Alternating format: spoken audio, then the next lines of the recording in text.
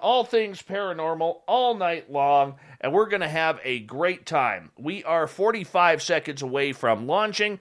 Hi, Steve Edmonds. Sinister Vax, thank you so much for the amazing super chat and kicking the super chat off tonight. Wow, really do appreciate that, my friend. Thank you so much for your support of Spaced Out Radio. Little Marky Spender is here, everyone. Little Marky Spender. If Merle falls in the forest and no one is around, does he make a noise when he falls? We do not know. No one will know. We do not know the answer to that.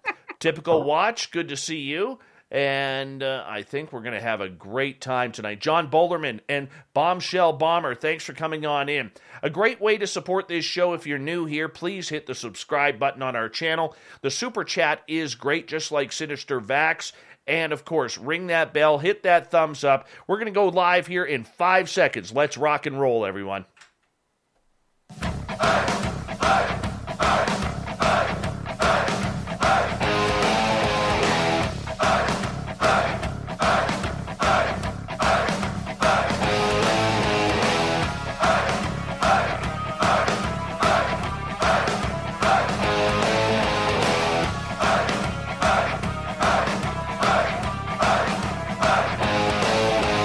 From the mountains of central British Columbia to you listening around the world, this, my friends, is Spaced Out Radio.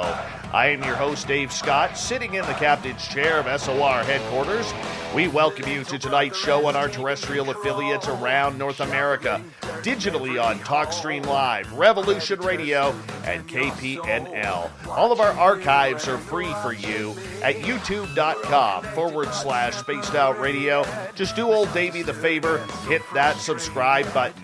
You can follow us on Twitter at Spaced Out Radio and on Instagram at Spaced Out Radio Show. Our website is spacedoutradio.com, where we have a plethora of features for you, including rocking out to Bumblefoot and reading up on Captain Shirk's SOR Newswire. Tonight's show is brought to you by Chive Charities. Help make the world 10% happier by visiting Chive Charities today. You can find them on our website. We have a beautiful show for you tonight. Merle and special guests are here for Ghosts of the Great White North. Merle is an accomplished paranormal investigator out of Vancouver, British Columbia. He has investigated all over his province, along with areas in Washington State and Oregon. Merle's goals are to find critical answers into solving paranormal mysteries that have haunted people or places for decades, even centuries. Tonight, we are joined by a great crowd, a super crowd from Longhorn Paranormal here, way down there in Texas. Yes, we have Jenn, and we have, let's see here. We have Steve. There he is. And we have interpreter Jamie. So the people on our radio side, you won't see this. You'll see it on YouTube. But Jamie is actually a sign language interpreter. So she is actually saying and signing everything that I'm saying over to Jenn, who lost her hearing while she was a veteran with the United States Army, and part of Longhorn Paranormal, last but not least, and she's got great glasses on. We have Kim. So everyone, Merle, thank you for coming on in, my friend. Good to see you. Let's see how much eye contact you make in the camera tonight. That'll be cool. Maybe. Good to see you, Dave. Nice to see you repping the maple leaf. Looks cute. Thank you. And I like your new logo. It's strong. Your logo's strong. Very strong. Actually, one of the gentlemen on Twitter who follows us, Sinister Dean, he has sent me a couple of really cool logos, and he just made that one up the other day, and I'm like, man, can I please use that? He's like, oh, of course. And I'm like, oh, that is just way too cool. Way too cool. So thank you for noticing that, Merle. Really. On a Merle logo. Yeah, we got one coming. It has Merle logo. It has 13 holes in it, just so you know. But that's well played. That yes. So for those of you who don't know, when Merle goes hunting, he always has to take extra bullets because he may miss once or twice or 13 times. So just so you know, Merle, I would love for you to introduce us to our new friends here down in Texas. Well, here we have Longhorn Paranormal. I think we've been Instagram friends for well over a year now, liking each other's posts, sharing things with each other. I quite like what they do. I quite like their Instagram account. They're very active. They seem like they They do things right, so it's about time we bring them on the show and have a chat with them. Oh, that's fantastic. Thank you. Thanks for having us. Thank you. Dave, that was a lot of words, too. I know. Now just so you guys know, Longhorn team, Merle has already gone over his limit of words for this half hour. So I will be doing most of the talking here.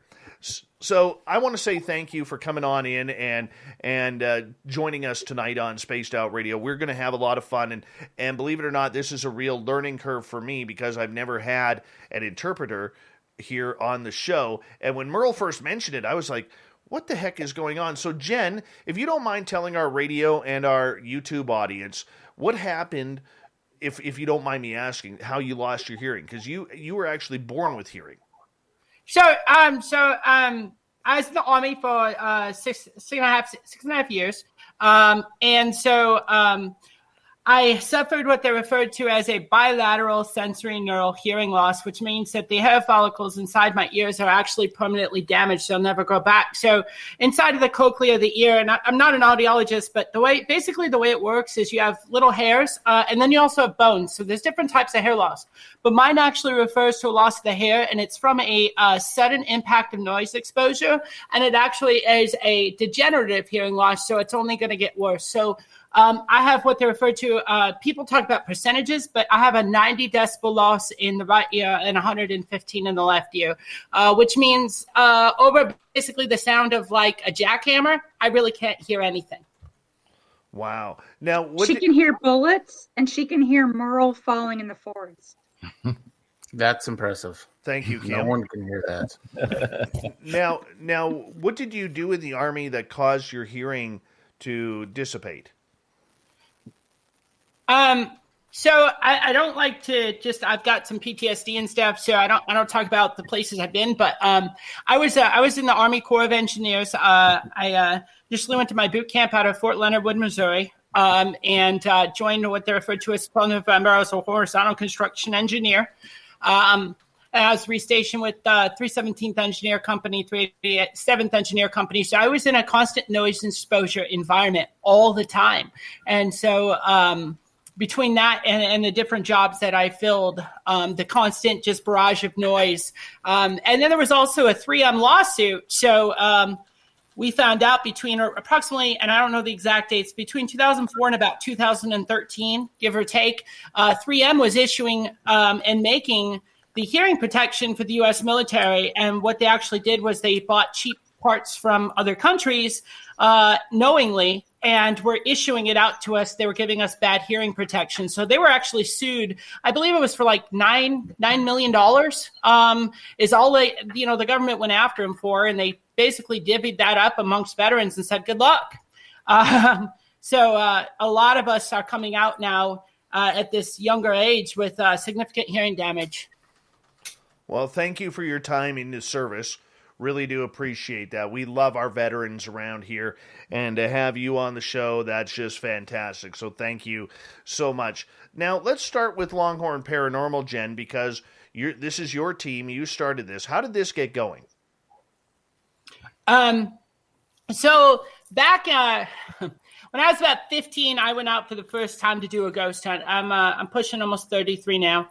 And a buddy of mine, Doug Colgrove from Chicago, we're all originally actually from the same town of Rockford, Illinois, up there in the north. And we're all grown, a couple generations apart. But so I went out with a friend of mine, Doug Colgrove. He called me on a Friday night and he said, hey, let's go out and go to this haunted place. And I kind of did that teenage thing, and I snuck into a place called Manteno State Hospital and had an experience there. I'll talk more about tonight if you want, where I actually came face-to-face with a full-body apparition at 15. Saw it on my camera. I dropped the camera. I ran out of the place. Oh, there's my mom. Hi, Mom.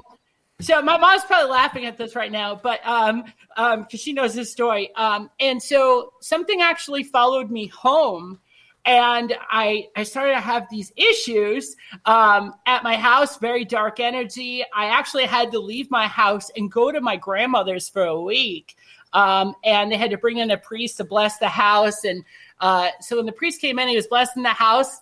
He sprayed holy water everywhere, and a light bulb exploded. And I guess it was the iguana light or something, but like all this craziness. And I'm like 15, and I'm like, I shouldn't have been doing any of this to begin with. And so I realized very quickly that paranormal was real. And I lost my Canon camera. This thing followed me home. My mom said that was punishment enough. And I wasn't grounded. And so Chicagoland Paranormal Foundation was born at 15. I got with my friend, 16. I got with my friend. I said, dude, we got to create something here, you know? And this is almost 20 years ago. And so we started Chicagoland Paranormal Foundation. And I kind of remained in the paranormal community. I went off to the military. I continued to study the paranormal, do all that stuff. And then when I got out of the military, I didn't have a lot going for me. I really struggled to find people that would hire me for a job. You know, unfortunately, when you have a hearing disability, as some people refer to it as, I don't look at it as a disability really, but employers are not quick to hire you. And so I got this novel idea one day. I said, you know, I'm going to take Chicagoland Paranormal Foundation and I'm going to rebirth it. And I'm going to create Longhorn Paranormal. And so I went to a couple of my friends, and I knew I had this idea to take this brand global. I was kind of looking around at, you know, some of these paranormal shows that are out there, and I really wanted to do something that was different, something fresh. And so I went to Kim, who's got a background in marketing, and Steven, who's got a background in newspaper and on-air personalities and stuff like that. And I said, guys, you guys have skills that I don't have, and vice versa. I can teach you a lot about the ghost hunting. Would you guys be willing to join the team with me? I think the three of us could really create something amazing here. And they jumped on board. Kim's my best friend in the whole wide world. And from that moment, Longhorn Paranormal is born, and we're at a 19,000% growth a month. Wow. So, Kim, how did you get involved with this team?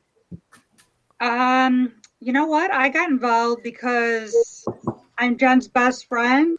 My dad had died. She drove me on a road trip to get my mind off our dad's passing. Steve's actually my brother.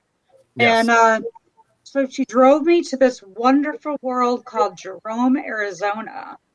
And we walk into the lobby of the Jerome Grand Hotel, and the vibe I got from all the spirits and energies in that building, I said, we're staying here tonight. We didn't have a toothbrush, clothes, nothing. It was just like a road trip for the day. So 3-hour drive. We stayed up all night and with no equipment other than the Ovilus app on a phone. Amazing conversations we had with spirits. Like, no question that they were intelligent conversations and intelligent beings. And that was my first intro into it, and it didn't scare me. It excited me. I was like a little kid. John's like, stop touching stuff. Because I'm like opening every drawer and door and everything. It was fantastic. And from then on, I was hooked. I'm like, yeah, I'm in. We're doing this. Kim, you got to look at that comment. I'm sorry to interrupt. That's gold. Give it to your best friend to drink. You don't want a hotel. Oh, yeah. Yeah, it was awesome. And now that's like our home away from home. So excellent. We go back there often. And Jenn had helped me move from Chicago to Arizona to help take care of my mom. And after getting here, it was less than a month later, a couple of weeks later, they quarantined everything in the country. And it was like, okay, great. Now what are we going to do? So, of course, he's with his sister and her friend. Poor guy. And he's so single. Everyone's watching, all the, Netflix, Amazon, whatever channel you can get a hold of, and watching every single episode of every single show. And literally you're sitting here going, dear Lord, we can do something better. And they'd gone on this trip up there just to get out of the house. We'll give them 5 minutes. We're going to go for a road trip. We'll be back, later this afternoon. Then, of course, text me, hey, we're staying in the hotel tonight. I'm like, yeah, we know we don't have any toothbrush or any clothes or anything. We'll manage.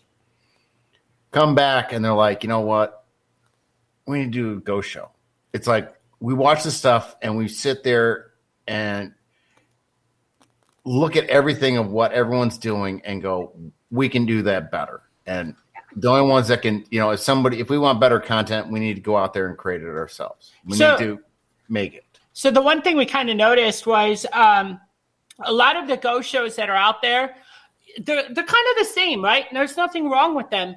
But we wanted to do something unique, bring kind of a fresh perspective. And so we started with, my couple cases of gear I had from my foundation back in the day. And we kind of reimagined this, and we said, we need a trailer, we need equipment, right? And we built our own idea of a nerve center on steroids, right? So if you think kind of like an FBI van, with like the TVs mounted on the wall kind of scenario, we really wanted to get into the one thing we noticed is all these shows, they do the ghost hunt, but not a lot of them spend a lot of time on the history and the science, right?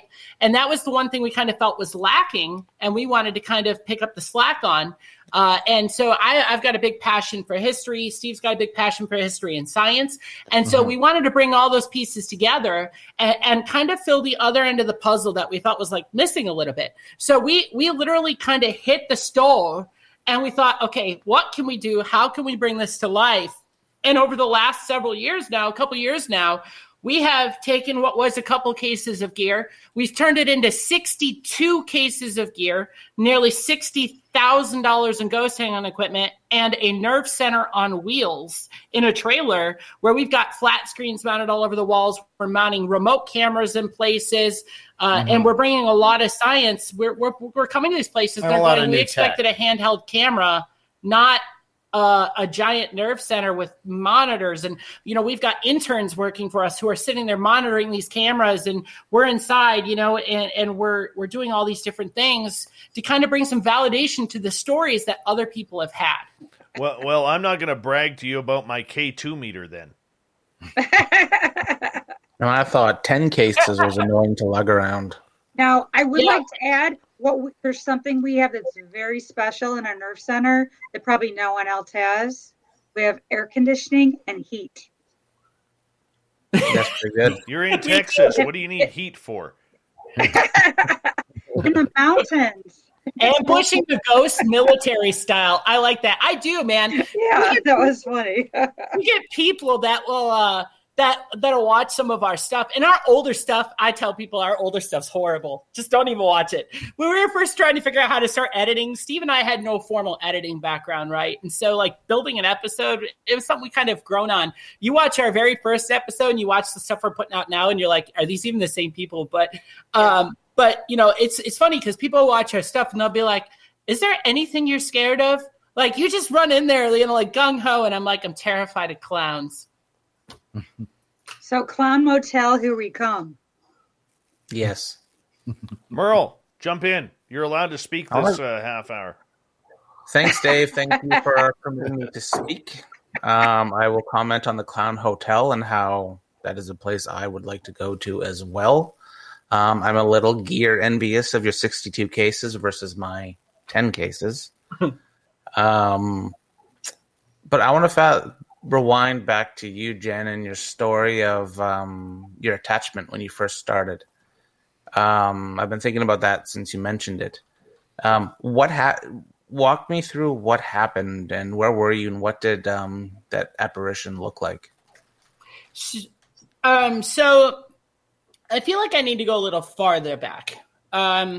So I'm going to kind of just give a brief synopsis. I grew up in foster care. I lived in 35 different foster homes in 17 years. So I moved in with my adopted parents. And my mom had told me about some things paranormal related, and I had had some experiences. And so I went and I got started getting into the ghost hunting a little bit. As a teenager, didn't quite know what it was going to look like. So I went and got myself some equipment. I went and got a Canon camera. I had an old flip door Canon camera. I had a couple, just cheap Sony voice recorders, nothing crazy, right? I had two of those, like $10, $20 hardware store silver cases.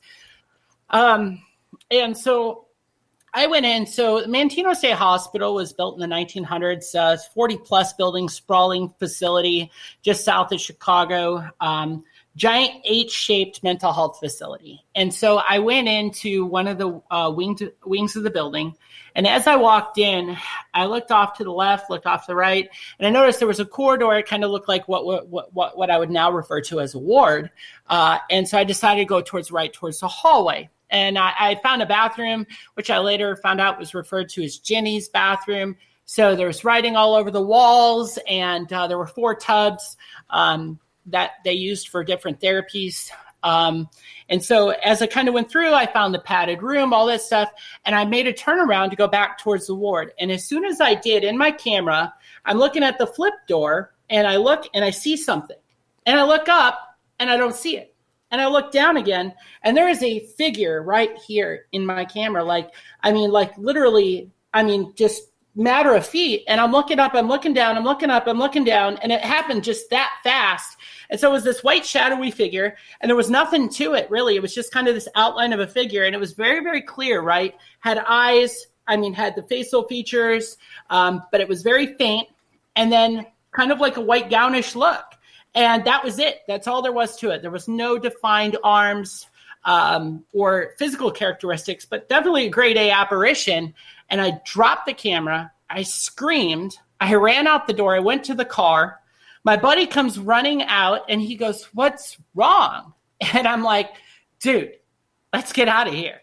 Right? I'm like, "Let's just go." And so I peeled out of there. I drove straight home, didn't say a word. I went home, didn't tell my mom a thing. She's like, "How did it go?" I'm like, "I don't want to talk about it." Like, great, fine. I lost my equipment. Life goes on. And I went down to my room.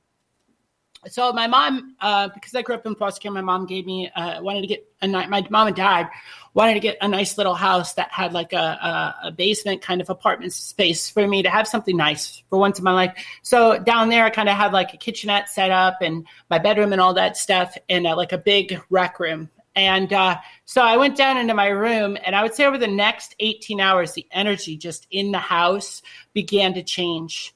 And I would almost compare it now to almost a mild partial possession.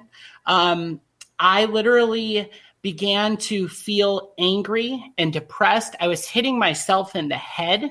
I was getting physically violent towards myself. The energy over about 3 days got so bad.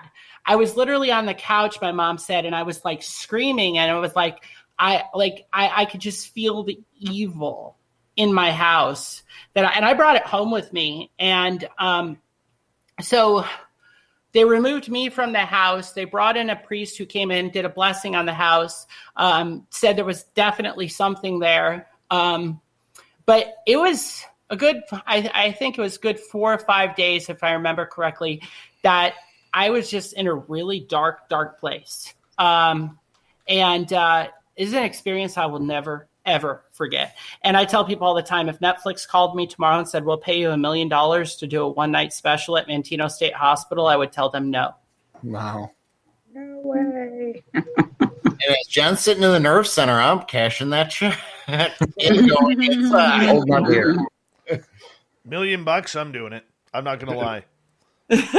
I am so in on $1 million right there. 100%. I would do it. Yes. All right. We're going to cut Jen out. We'll maybe get her a steak or something, You guys can have my share. If everybody else can do me a favor and buy some merch on our website to help me out. Well, we can afford to keep Jen home. You do have a cool logo, so that is kind of cool. Longhorn Paranormal, Merle, I'm going to get you guys to hold on right there because we are going to go to break here at the bottom of the hour. A very fast first half hour of Spaced Out Radio. We are talking paranormal here on Ghosts of the Great White North. Merle is here from the Paranormal Road Trippers. He shakes his head, but inside, deep down, he knows he loves it. And we are joined by Longhorn Paranormal. We have Jen and Steve, Kim, and interpreter Jamie with us tonight. This is a great show.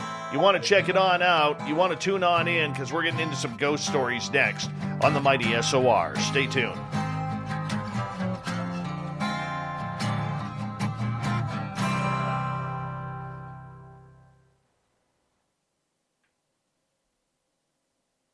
We got a 5-minute break.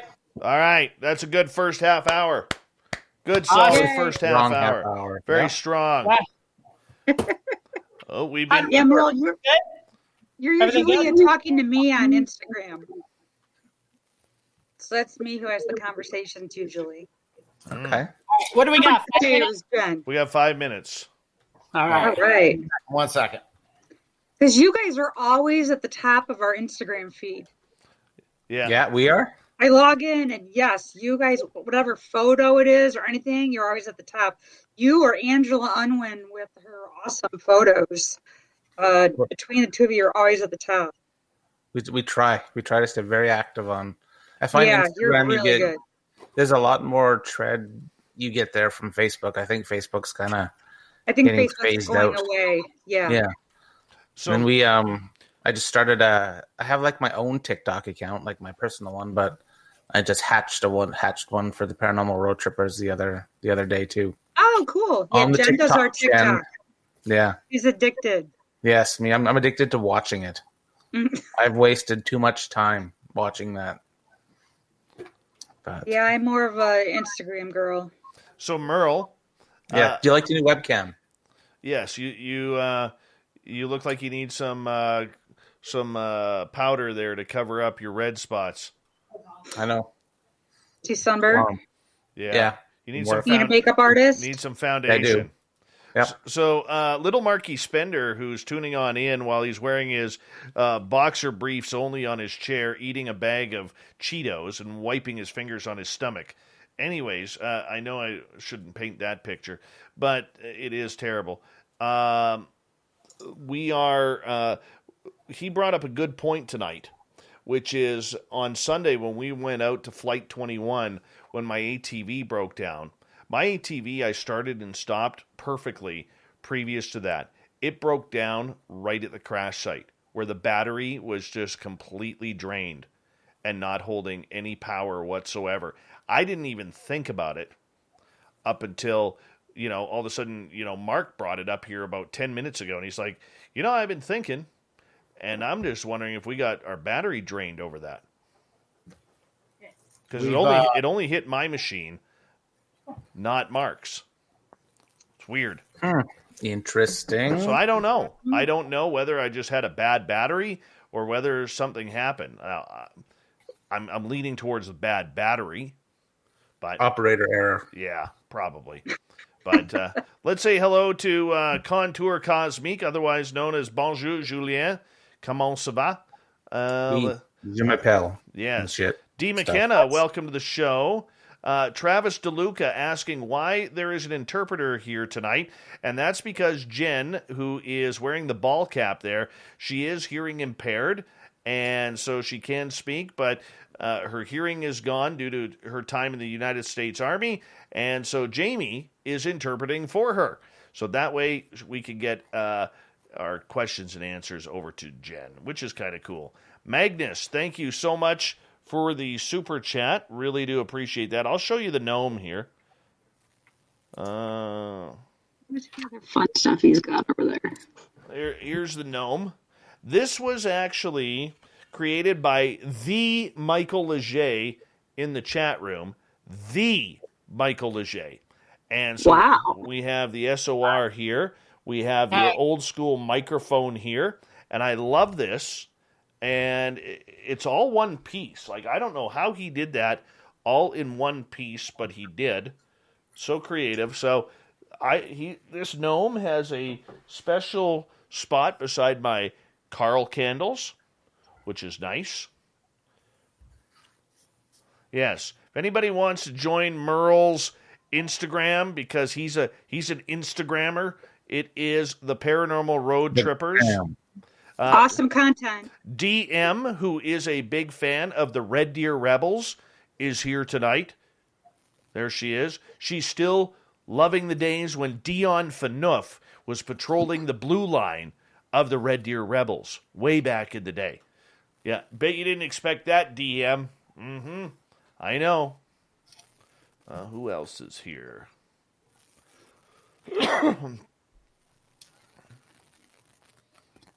My mom is here. That's who else is here. Yes, Anita. Mom Anita, how are you? All right, we have 20 seconds left. I want to say a big thank you to Sinister, to Catfish, Jason, Ben, Fapster, Mondak, and Magnus for the amazing super chats tonight. Thank you so much for your love and support of Spaced Out Radio. It's a great way to support what we do. Here we go with the second half hour.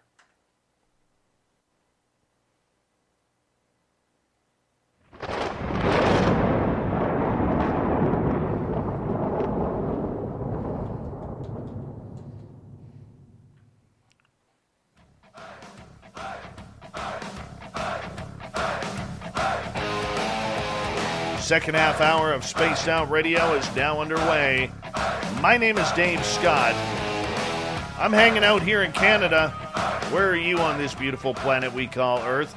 Please let us know if you're in one of our chat rooms or on Twitter at #SpacedOutRadio. We want to remind you that all of our archives are free by going to youtube.com/SpacedOutRadio. Just do old Davey the favor. Hit that subscribe button. Our website is spacedoutradio.com, where we have a plethora of features for you, including rocking out to Bumblefoot and reading up on Captain Shirk's SOR Newswire. Follow us on Twitter at Spaced Out Radio and on Instagram at Spaced Out Radio Show. We continue on with Ghosts of the Great White North. We have Merle here from the Paranormal Road Trippers. He is my co-host and my good friend, sometimes, when we are on this show. Now, Merle and I talk every day. We're in good hands here. We're in good hands. And all the way from Texas, the Lone Star State, we have Longhorn Paranormal. We have Kim.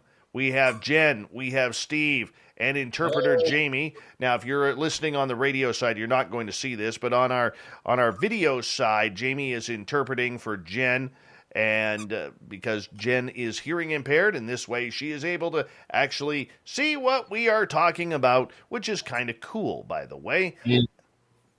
Yeah. And you missed the goofy faces. Yes, and the goofy faces. All right. Let's get into some ghost stories. And Steve, let's start with you here on this one, if you don't mind, because I'm curious. If you go back throughout your history of investigating the paranormal, is there about a story or two that really sticks out for you that you just cannot shake off?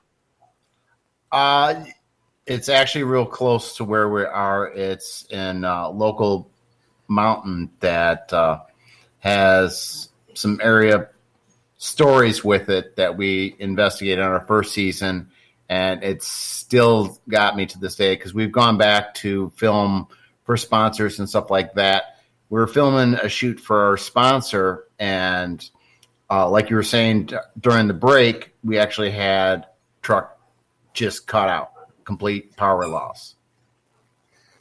And a couple seconds later, turns right back on like nothing's wrong. And it's like, what the heck is that? Car's tuned, it's all fine, nothing.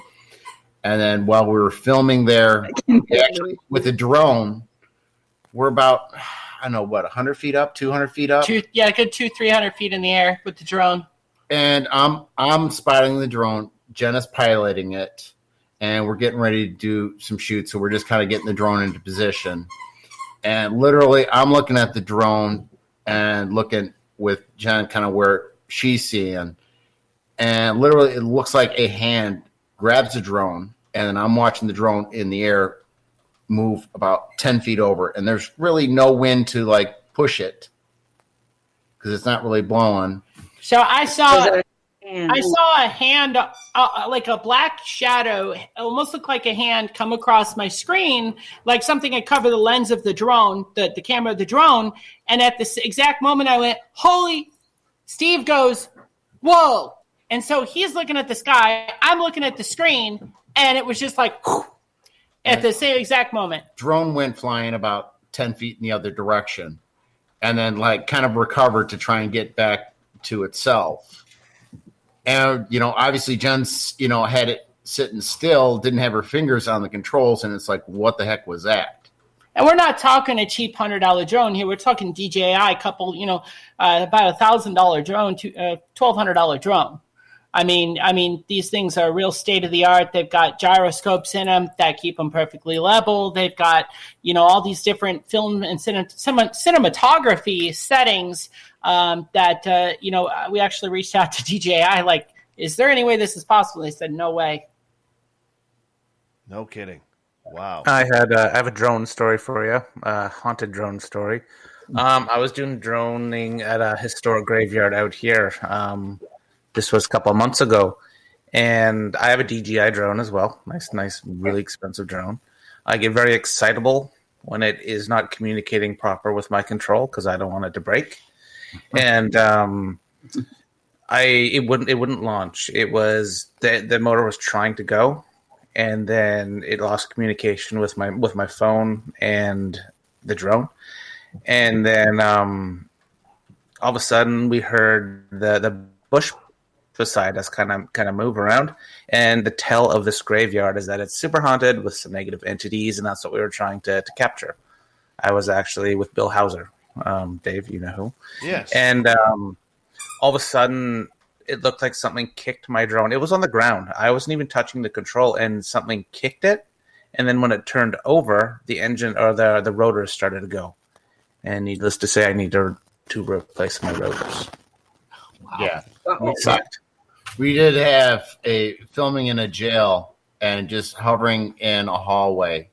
Had the drone get knocked down. Now, your DJI, does two of the arms fold underneath when you're putting it away? I have the full-size one. I don't have the you have a Mavic? Yeah, the Maverick Mini. Okay, I have the Phantom. Yeah. It had literally closed the legs. Now, if you have one of those, it's really, it's not like something can fall and the arms will fold in. No, because it kind of goes in the opposite direction of where it would, purposely try to fold it in. So somehow it crashed and then had the arms fold in. Huh. So we have the minis for inside places that we can't physically get to, or so for example, what he's talking about, the Gila County Jail, we were flying it through a corridor because they say a lot of activity happens when no one's in the room. So we thought, well, let's go downstairs, 3-floor jail. We'll send just the drone in, and I'll actually fly it from the main floor. And so I literally so you think about it, a jail. From the 1900s, you figure the stairwell's maybe 2.5, 3 feet wide at most. I fly it up an entire flight of stairs. I make a U-turn. I go into the cell block, and the drone is just sitting there stationary. And then all of a sudden, something hits it. It bounces off the wall. Two of the arms fold underneath, and it hits the ground. Yeah, and now we, and sadly, learning how to operate the drone, we've crashed them a couple of times, really close. Oh, look, we can get real close to tree. Oh, not that close. Drone crash stories stress me out. All right, yeah, in the worst case scenario, you have to replace a couple of blades. But legs never fold in back, even when you've crashed it, into a tree. Yeah. So having it do that, that's really weird. And back to the mountain, it's renowned for a black mist. And Steve James, that's funny. The black mist is to where we were filming, and literally with flashlights you could see the black mist. And literally, like, your flashlight goes about 150 feet, right? So looking left of the road, you could see 150 feet. Looking right, you could see 150 feet. Pointed straight down the road, you could see about 10 feet. And then the light would just stop. And then on a secondary camera, literally you could see a black line coming from where my light stopped, coming back to the flashlight as I'm holding it. Yeah, I saw the black mist. That was crazy. And that was our first episode, so it may have been like the worst creative thing that we've made. But as far as things happening and seeing things, wow. I heard footsteps. They saw lights flashing behind me. I saw the black mist go between me and this about 20-foot tree that we had lights and cameras on. and the mist went past it once, and for me, it just kept going back and forth.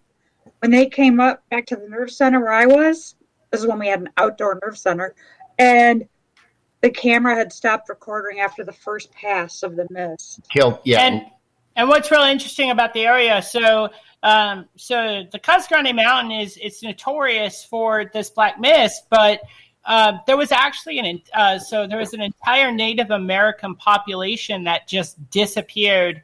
So this kind of sits on some of those native energy lines that they talk about between the Southwest, in the Southwest region, between the Native American tribal lands.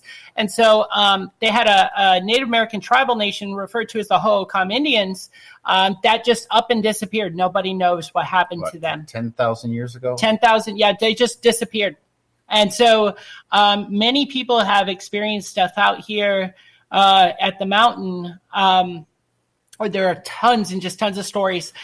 We actually called we try to work with law enforcement a lot. You know, when we're doing these film shoots, we'll call and let the sheriff know, or, get them to come out and spend the night with us. And it was, there's some really, really just strange stories there.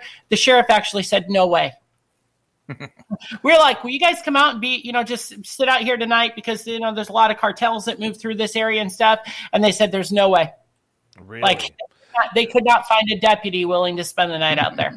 Now, this brings up a good question, because for many of us, I've never been to Texas outside of catching a flight out of Houston, Vancouver to Houston, and then Houston out east. That's about the extent that I've been to Texas. But Texas is a very large state. It has a very violent past. It has a lot of death. It has a lot of sadness, especially on the southern border.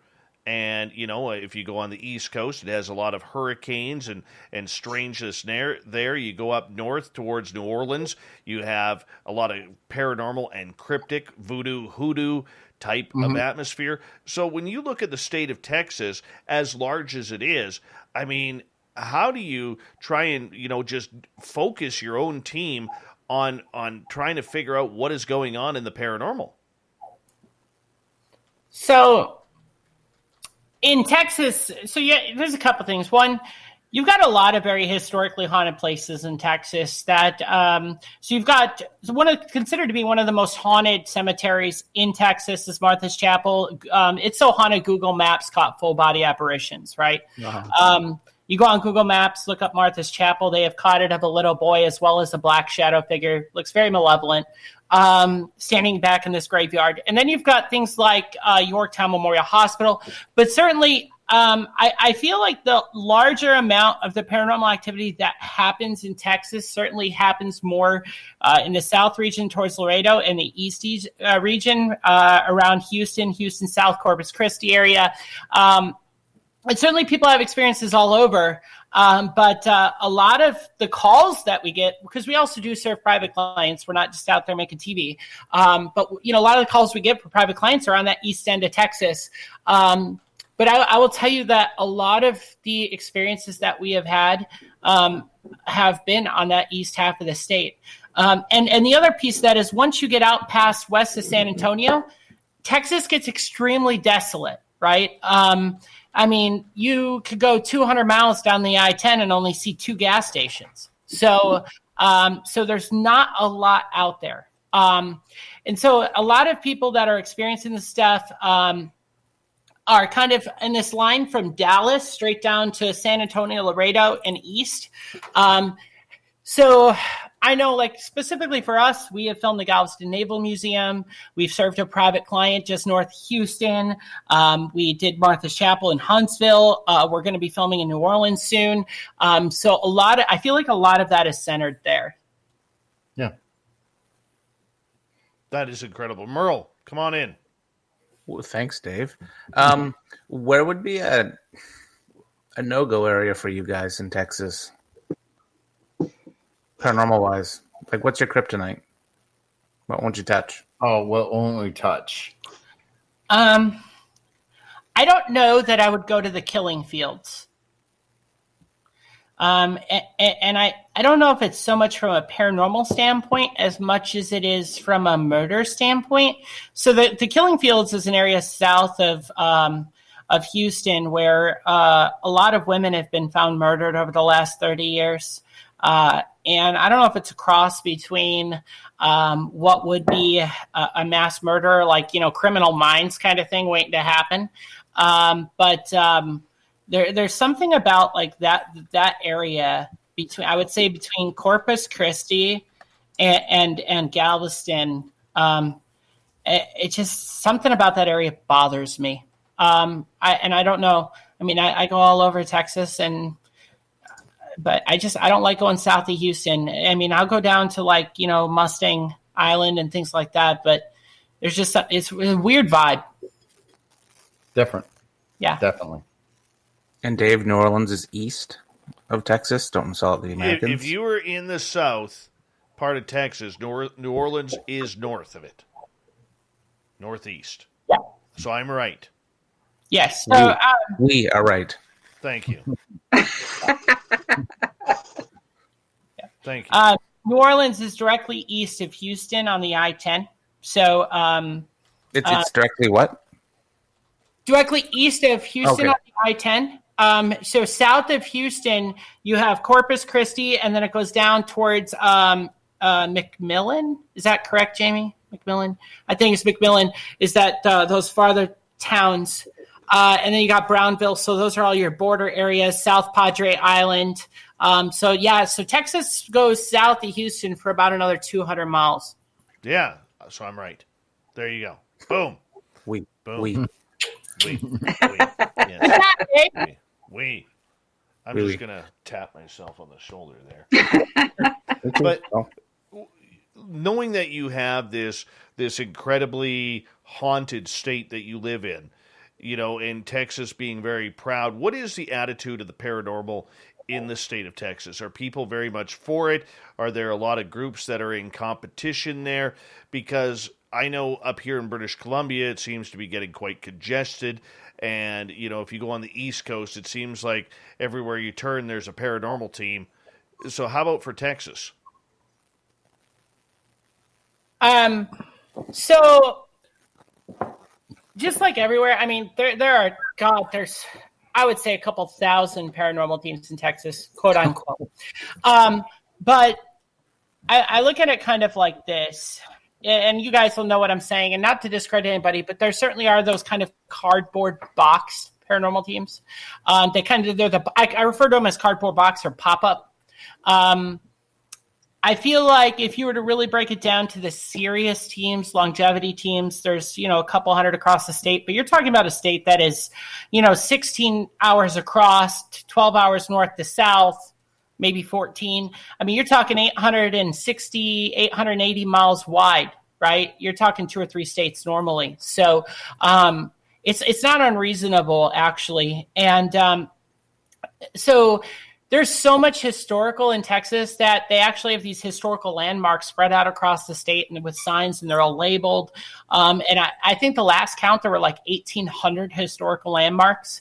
And then you have things like the Spanish Indian Wars and the Alamo and the atypical stuff of the settlers moving west, so the miners, and so there's a lot of history of death and a lot of history of destruction across the state of Texas for sure, and more specifically the South half. And then you're talking about the whole idea of the fact that the state is a natural disaster waiting to happen, right? You've got hurricanes, Tornado Alley. Galveston, it not only is just known for, the naval museums and topless Jeep weekend, as they refer to it, but a lot of death. The island of Galveston actually served as a quarantine site back in the 1930s, 1940s. It was a quarantine island, right? And so people actually came to the United States and died there. So there is just so much activity. And so I feel like, the couple, I would say the couple hundred across the state hardcore teams, they stay busy. they stay busy, and a lot of them, you know, they follow us, and they, you know, we see the kind of stuff they're up to, and and I know we've had several that have reached out to us and said, hey, we've got this private client that we're just not capable of serving. So the reason why I asked that is because in order to make yourself stand out and be unique, as we got about 4 minutes here before we have to go to break at the top of the hour, you have to do something different. There's all these cookie cutter ghost hunting teams out there, these weekend warriors, like I like to call them, who are out there more for their own entertainment purposes than actually trying to solve any of the mysteries out there. So how do you guys step aside from what everyone else is doing to make sure that you're doing something different? Because you can have all the technical gear, you can claim that you're doing scientific investigation, but what are you actually doing different than other teams? We do a lot of legwork ahead of time to where we try to get as accurate of facts we can. Researching newspapers, stories, anything we can get our hands on. You know, we try to have interviews of people that know the history better than we do, that have actually experienced paranormal events at stuff, and try to get those interviews of other people, and I guess bring a little bit more realism and actual facts and history behind each site than, oh, I'm feeling cold. Well, let me get a thermometer out and actually test how the temperature changes in this room. So explain that. When one of our latest private client cases that we worked, when we sat down post-investigation with the client, we had nearly 10 pages of documentation that we reviewed. So when we do this, when we begin an investigation, right, sure, we bring all the fun toys, but we really dig in. I get with the historical societies, the county, the state, right? I'm pulling historical documents, property lines. I want to know everything there is to know about a property before I investigate it, because I'm not doing the client any justice if I don't do my homework. Right. And so when we sit down with a finalized investigation for a client, not only do we have, you know, the evidence that we've collected, but we're sending it off to India, to our audio tech guys, to Dallas, to our other audio tech guys, you know, so we have people that are reviewing what we're reviewing to double verify. And then we sit down with all of this stuff that we're doing. And this one particular latest client we worked, we had almost 10 pages worth of things that we sat down to review with them. And we went over each step of what we did with them from start to finish. From the moment they picked up the phone and said, hi, Longhorn Paranormal, can you come to our house? To the moment we said, okay, investigation's done. And they got to see the whole picture. And then we gave them on disc all the data. We gave them all the notes. So we're doing an entire thorough process here. I kind of equate it to basically surgery, right? Where, you know, we're signing the hand that we're going to cut open. I mean, because that's how much we want to get into the detail and make sure we, you know, all the I's are dotted and T's are crossed. Okay, so in the end, as we got about a minute to go here, what is the ultimate goal for you in collecting all of this information? Because the one argument that I have with a lot of paranormal teams, and I'm not trying to be rude, is that they never seem to have a common on what they're trying to solve. So our whole tagline is haunted or hoax. What I look at each situation differently, whether it's something we're filming for entertainment value or a private client. I want to look at each location, and I want to determine whether there is a scientific reason for what is occurring, or if there's truly a true paranormal phenomena that is occurring. Is it haunted or is it a hoax, right? Mm-hmm. And so for us, our end goal is that. When someone picks up the phone and says, I need your help, I'm looking at it this way. When I walk away from this, is this place truly going to be haunted? And is there something we can do to help this person? Do they want our help, right? Because, you know, they might say, you know what, my home is haunted and whatever, I'll deal with it, right? But I want to look at the case and say, are we dealing with something malevolent? Does it need to go? Are we dealing with something residual? And if we are, is it comfortable being there? Is it intelligent, right? I'm looking at the types of hauntings, and I'm looking at the situation. I'm looking at the property owner, the client, whomever, and I'm trying to find some common ground. All right. Lone Star Paranormal, Jen, Steve, Kim, Jamie, Merle from the Paranormal Road Trippers. We'll get him to talk in hour 2. I'm alive. Exactly. Thanks, We're Dave. going to get into more Ghosts of the Great White North when we continue after this.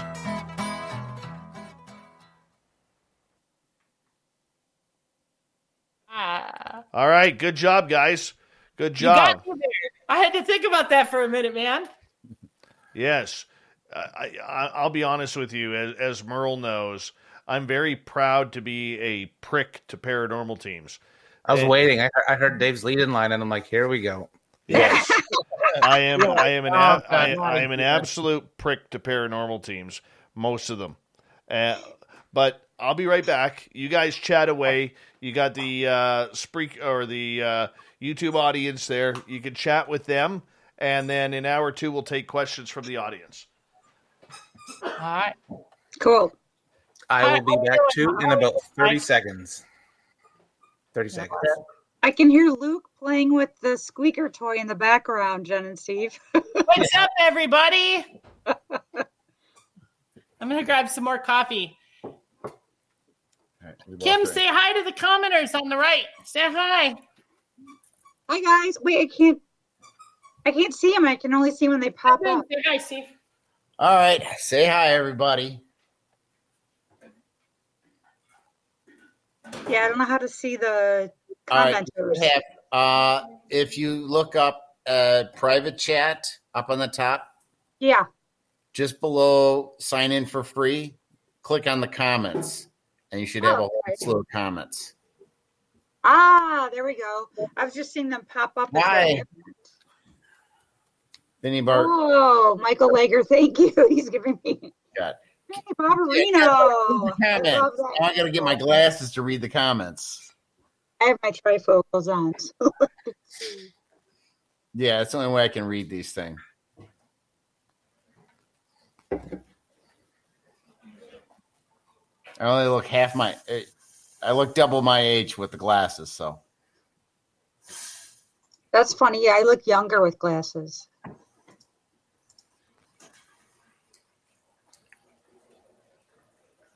All right. Hello, Lord of Land. Hello, guys.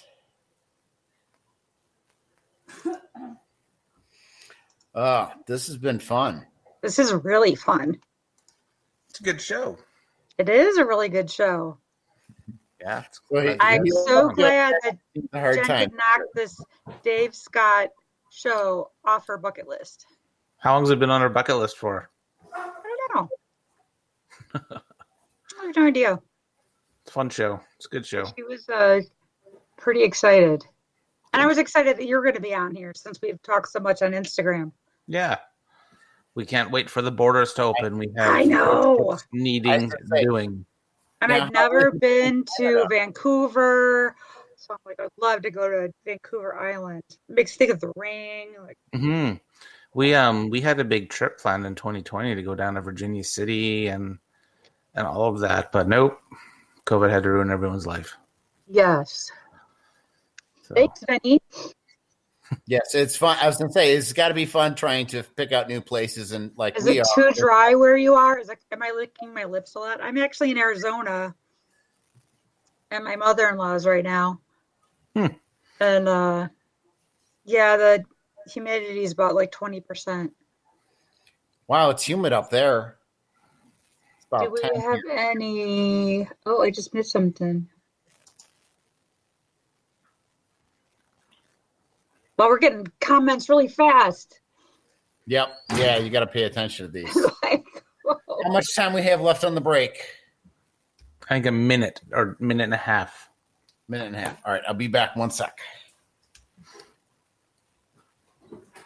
Parksville, Vancouver Island. Oh, yeah, that sounds cool. Parksville's nice.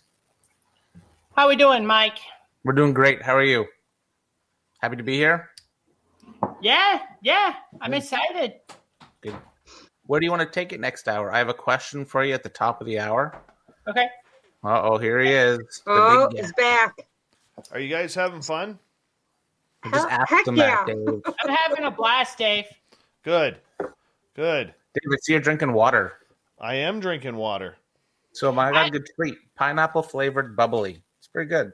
Oh, I drink a lot of coffee, and this is my favorite mug. Normal people scare me. That's a good mug. Yeah. I'm drinking my Red Bull. Is that number 2?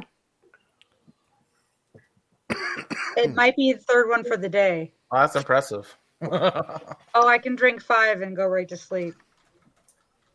My caffeine tolerance is really high. It is when you're a ghost hunter. Has to be. Yeah, when you got to stay up for 2 days straight. Yeah. Yep. Okay, we got about 1 minute here, guys. 1 minute. All right, Dave, I'm going to ask little Marky Spender's question at the top of the hour. Oh my God, that's so funny. I'm back. We got our intern over here making coffee and water. Good. Excellent. I'll take a beer. I wish I had an intern. All right. Want to say a big thank you to Sinister, to Catfish, to Jason, Ben from UFO Garage, Fabster, Mondak, Magnus, and Jeremy for the amazing super chats tonight.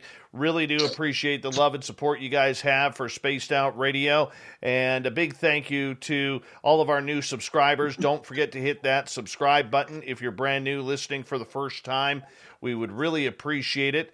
And I want to say a big thank you to all of the rest of the great people in our chat room on an each and nightly basis here, our wrenches, and of course, to all the veterans out there who tune us in on a nightly basis. We love you, and thank you for everything that you have done. We're going to kick off the second hour of the show right now.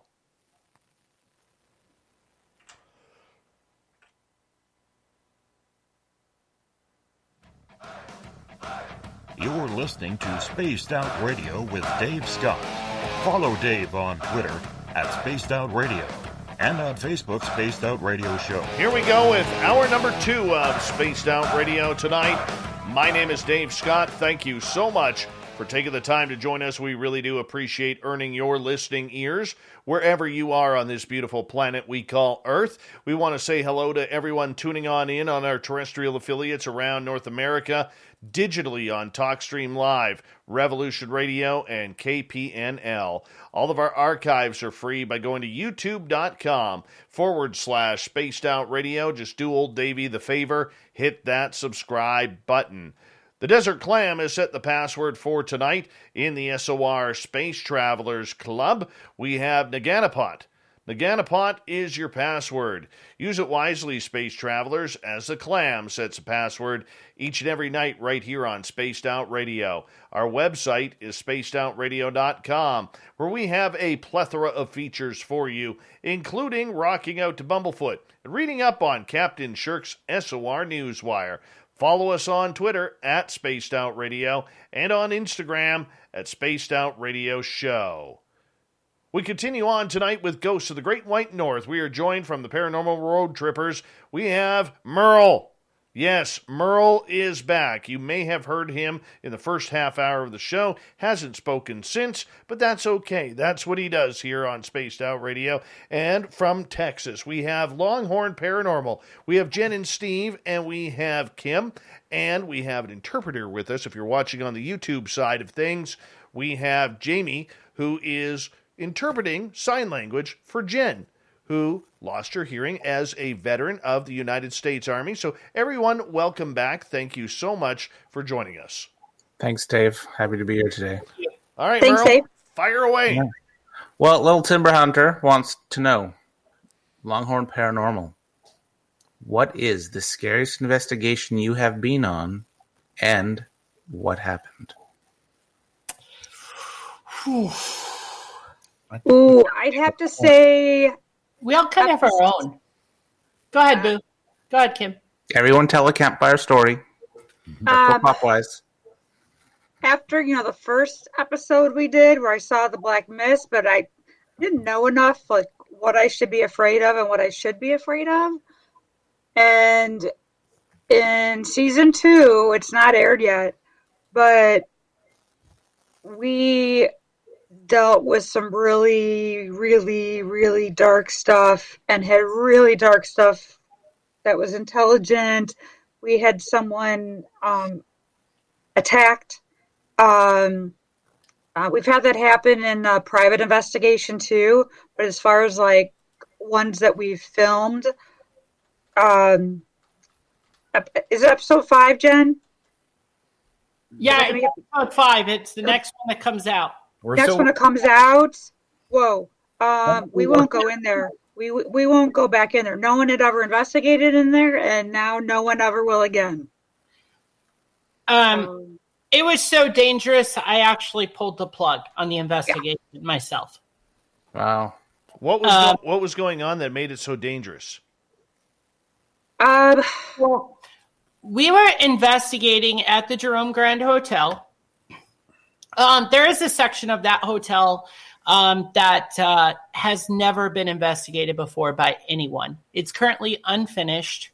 And the hotel itself is a very gorgeous place. Beautiful history. It's a great place to stay. I've stayed there. We stay there usually once a month. Nothing bad ever happens. But this one particular section of the hotel, used to be the United Verde Mining Hospital, number 4. It was built in 1926, opened in 1927. And so it had 3 floors initially, 4th floor added on. And on the 2nd floor, they had a women's and children's ward. And so on the ward itself, they have yet to finish that section, and people have had experiences with like crosses that are hanging inside that ward that have become inverted and different things like that. And so when we were allowed in there to go investigate, we actually had a spirit come through on our necrophonic system. We had one of our interns, her mom, there with us that night. And so on our necrophonics came through and said metal and ball. And then it said touch.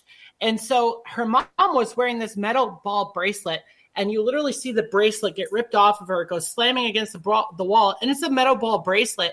And she got pushed. And so it actually got physically violent inside of there. And so then through our necrophonic system started coming through 666, the devil, just very, very, very evil stuff, very malevolent. And so between the physical violence, something getting ripped off, and the validation from our necrophonics, we decided for the safety of the team, we were going to pull the plug on the rest of the investigation. Yeah, I have never felt so much pain as I did in that 2nd ward. Sometimes people feel a little nausea, especially women, a little nausea, maybe a little cramping. I felt like I was having contractions, actual painful contractions of labor. And that I have never experienced since I had kids. So yeah, that was crazy. I think for me, every investigation is scary. And I'll tell you why, because I'm in a unique position that the rest of my team is not in. You walk into these places and it's dark, right? You've got your cameras. What we do, like behind me, I know some of y'all can't see, but we've got this green light. So everything we actually film is in a green light, and that's because my ears don't work. So we found a way to create lighting to where I could see my team, right? But also have that night vision effect. And so for me, I'm in an awkward position where when we go into these places, not only is it dark, but I can't hear anything either. And that really brings a whole new perspective to the investigation, because I've had experiences where I'll hear things. Let me say that again. I'll hear things. I'll be like, I just heard that. Jen, well, nobody else heard it. 2 things will happen. Jen will go, oh my God, did you hear this? And she'll say what it is. And I'm like, no. But then I'll hear stuff and I'll look at Jen and go, Jen, did you hear that? And she'll just look at me like, no.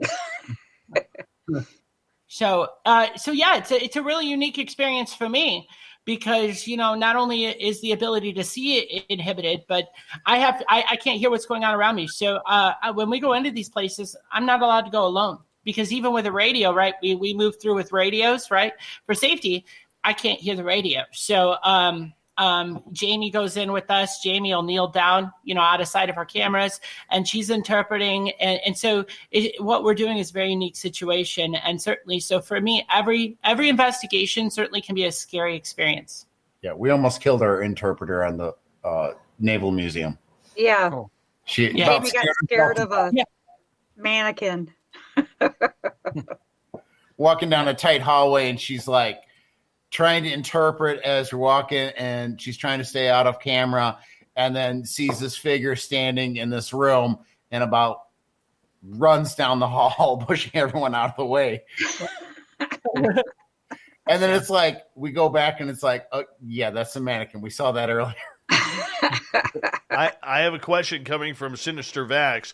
Have you ever investigated the Alamo, or if given a chance, would you? We've looked into it a little bit and just said. So we've looked into it. We have not investigated it. I would investigate it. The issue with the Alamo, and this gets complicated, right? This is where we get into a little bit of case law, which is another part of knowing what we do, right? So technically, you are not allowed to film the Alamo. Unfortunately, the First Amendment protects our right to freedom of the press, right? So certainly filming is a legalized activity. But a lot of these places, like the Alamo, are considered government land. And so they want specialized permits, large amounts of cash to get into them. For example, a place that we were just recently looking at, Superstition Mountains, they wanted $10,000 to go into a public park to film. Wow. And I'm like, so if I was a private citizen and I was just walking around with my cell phone, you're going to charge me $10,000? They're like, well, no, that's different. I'm like, well, how is it different? We kind of have to weigh those things.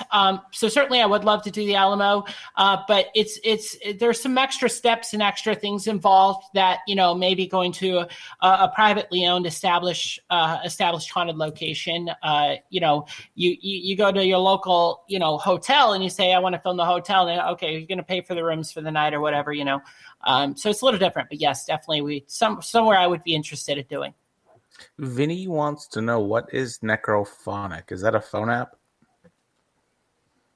Necrophonics. Ironically, we have it right here because we knew somebody would ask. So for those of you who can see, so this is necrophonics. It is very similar to the idea of the SB70 Spirit Box, but it's a newer technology. So it's designed by a guy out of California, and what it is a sound bank.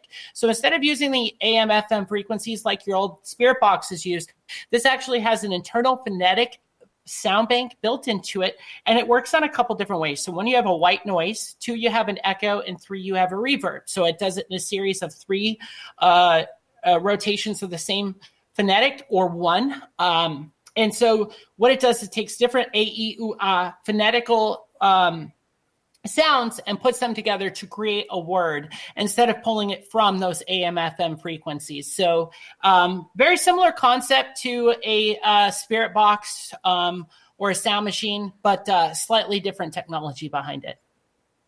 So this is necrophonics. Weird. And when you hear your own name called, that gets a little freaky. No, when you say somebody's name, a spirit's name, wrong, and it corrects you. No, it's Girthy, not Gunther, not Gunther.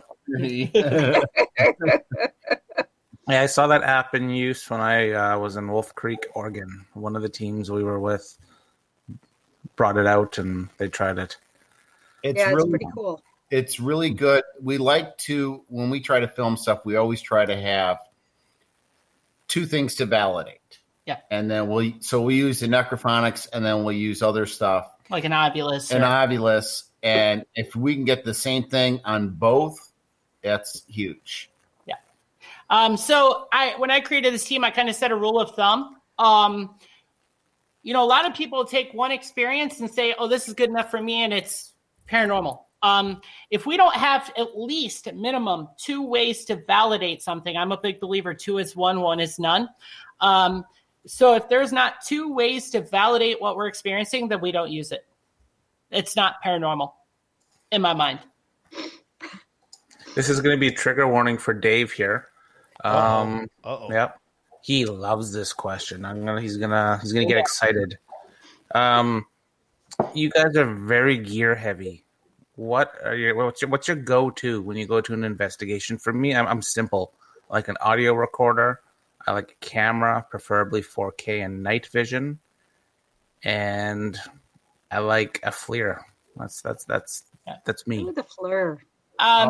That's one of our fun new toys. This is my favorite question, so I'll let Kim and Steve go first because every time I answer it, people are like, I love that answer. So go ahead, guys. For me, to validate something, I want to be able to see something or hear something. If I hear something, especially because Jenn can't, obviously, if I hear something and then it's also validated on another piece of equipment, that is my go-to. No matter what equipment people have got, if this thing's blinking and that thing's not blinking, but when I hear a spirit say hi Kim, push Kim, things like that gets my attention, and that's kind of my go-to. My own stomach, my own ears, my own eyes. In your guys' opinion, what is audible paranormal evidence? Because with my team, we have, since I'm in a form of enforcement, I like to have primary evidence and secondary evidence when I present to clients. Mm-hmm. What is evidence to you? What is audible? So for me, twofold thing. Answer part of the previous question kind of rolls into this question. My favorite piece of equipment is whatever a spirit or an entity is comfortable using to engage with me. And so when it comes to the audio piece of that, I look at a couple things. One, you've got the different classes of EVPs, right? And then you have your necrophonics, your spirit boxes, things like that, right? And then you have what is audible to the ear. People say, "Oh, I heard something."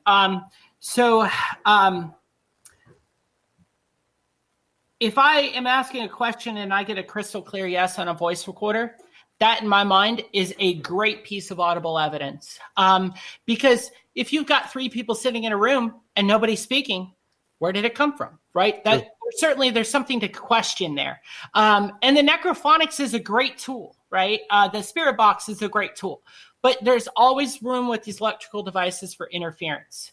And so, Steve is very much so the guy on our team who goes, I'm gonna see how I can set something off. What is it gonna take to make this go bang? Like my favorite, I like cameras. I'm very visual, so I try to always have a camera, and we shoot most of our stuff with iPhones, 4K. We try to keep it, everything we have, anyone else can get. Yeah. It's not like, I've got $10,000 cameras that, the average person can't get. Hey, I'm shooting on with the iPhone. iPhones are impressive. They do good in natural light. Like I use mine too. We use DJI cameras, Osmos, pockets, drones, iPhones. When we created this brand, we wanted to use everyday things that anybody could pick up, right? So the very first thing we did was we did a live stream, and we said, this is the equipment we're going to use. And we did a 2-hour live stream on Facebook where we showed people, right? $19.99 Harbor Freight thermometer. Go pick yourself up one. Not a sponsor. Not yet. Right? We didn't have a sponsor. We didn't have, nobody, pulling strings for anything. And we really wanted people to see that we were just everyday people picking up everyday things that anybody can go get. And it wasn't like, we're using, a $1,200 SLS camera. And so we really worked hard to do that and get equipment that people could relate to. We really wanted people to be able to relate to what we're doing. Speaking of relation, it always comes down to the stories that people have. As we got about 5 minutes to go here before we go to break at the bottom of the hour here on Spaced Out Radio's Ghosts of the Great White North. For you guys, when you go out looking for the spirits or you get called to a case, do you believe that there is a tie between what you guys are doing and the spirits? Do you think they know you are coming? Are they prepared for your interaction? Yes. Yeah. Yes. So I had the privilege for a short time to intern under the infamous Ed and Lorraine Warren. And I got to learn firsthand that there is definitely a connection between the cases you work and the things you experience, because I had those things happen and I got to ask those questions, right? So some of the things that I experienced before we go and film something, I'll start to have really weird dreams, right? Or, we'll go work a case and you feel this energy follow you. And things will happen along the way, right? So we've had literally physical oppositions on the way to private clients, or when we go to serve a client, things will start acting up, they'll get worse. And I'll tell the client, listen, it knows we're coming. Okay. So we certainly have had those experiences where the activity picks up or we start to feel these physical interferences in our personal lives, for sure. All right, let's get to some audience questions here because they're starting to pile up a little bit. And let's go with, where are we here? Because my chat room moved on me. Vinny had one. Yes. Well, let's leave that one for the top of the hour, the demonic possession one. Yeah. Sounds good. Let's see here. My goodness, sometimes our chat room, this is where real radio comes in. It goes so fast that we just can't go. Let's go to 11's question here. How do you know it's ghosts and not psychokinesis from a member of the team creating effects or evidence? That's above my pay grade. I'm not that talented. We've actually had people sit and watch literally while we're investigating certain stuff. Depending on the location, it's whether it's feasible or not to do that. But had people sit there and kind of watch. It's like, oh, you've seen this on TV. You see how, but sit and watch how we work this. And I think makes it more valid that, it's like we're not trying to animate this or make it up in the editing room. Yeah. And another thing too is, it kind of stems back to that idea of you can certainly create your own haunting, right? We talk a lot in the paranormal world about, people that'll walk around and say, oh, this is haunted. Oh, that's haunted. And you produce your own haunting. And I've had client cases where I say, if you stop walking around saying your house is haunted, it won't be haunted, right? We can manifest those things in our own mind. And so I think this is a great question because certainly it can absolutely happen. And I think there's a mixture of what we self-manifest and what we don't. And I think even with what the nature of what we do, I think to some percent it can be self-manifested. But you are certainly talking about a very real plane, right? I mean, the spirit planes are a very real thing. I mean, even fundamentally down to different religious beliefs and cultural beliefs, the spirit planes in the paranormal field go hand in hand. And so I think that's a great question because there's a little bit to be taken from both. Okay, let's quickly squeeze in Joe's question here. And he is asking, have any of you ever run into cryptid ghosts? Can monsters be spirits? I'm going to take this one too. All right. So I love this question. One of my favorite things that I love hearing is when a client calls me and says there's a demon in my house. I immediately laugh. I've been doing this almost 20 years. And there's only 2 times I've ever truly believed that there was something very demonic in a home. Monsters. Yeah, I mean, again, we get into this religious concept, right? But I think there's a strong difference between evil and malevolence. Just like in life, there are happy people and there's angry people. And not every spirit that's, projecting poltergeist-like activity or, acting in an aggressive manner is the devil or a monster or something very malevolent. It could just be a very upset spirit. And so I think there's a difference between that. And then on the monster side of things, I certainly think there's a difference between what somebody would refer to as monster or malevolent or evil and bad and the spirit, right? because even in the fundamentals of ghost hunting and the types of hauntings, demonic or malevolent is something separate from residual and intelligent. All right, I'm going to get you to hold on right there, if you do not mind. We have Jenn, Steve, Kim, Jamie from Longhorn Paranormal joining Merle and myself for Ghosts of the Great White North here on Spaced Out Radio. We will continue right after this.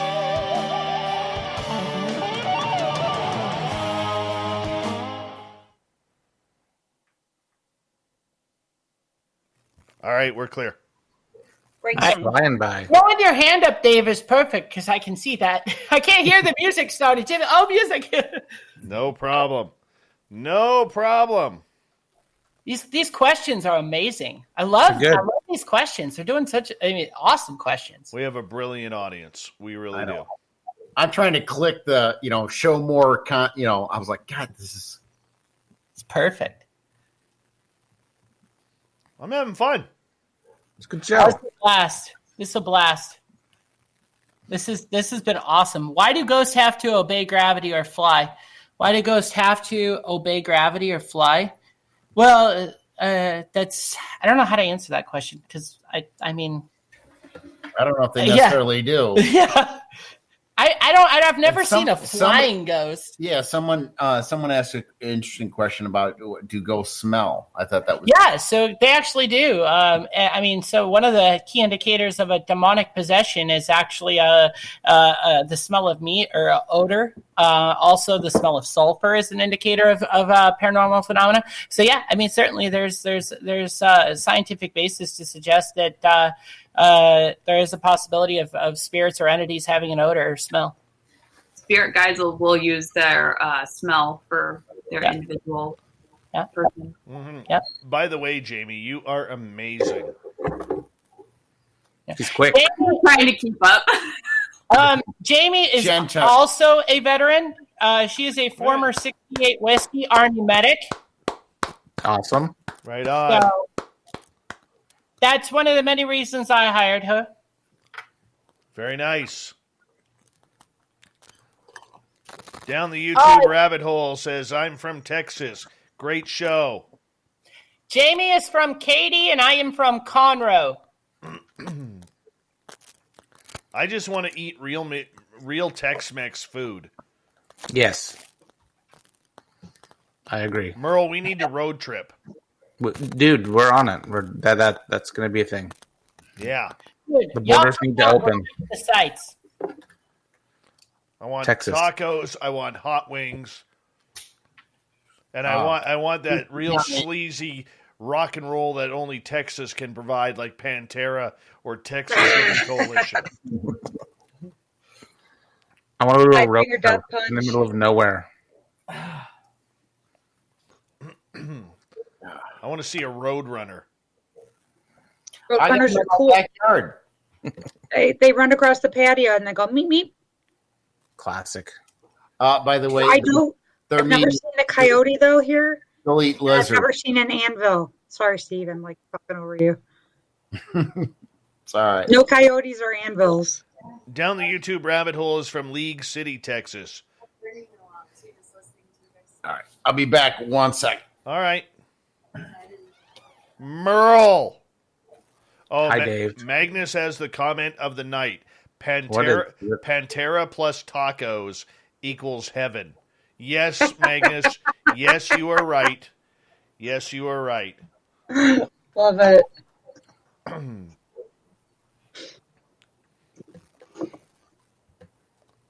Yes, I'm having another one. We got an hour to go. That's awesome. But I sleep till noon, so Fair I'm enough. used to staying up.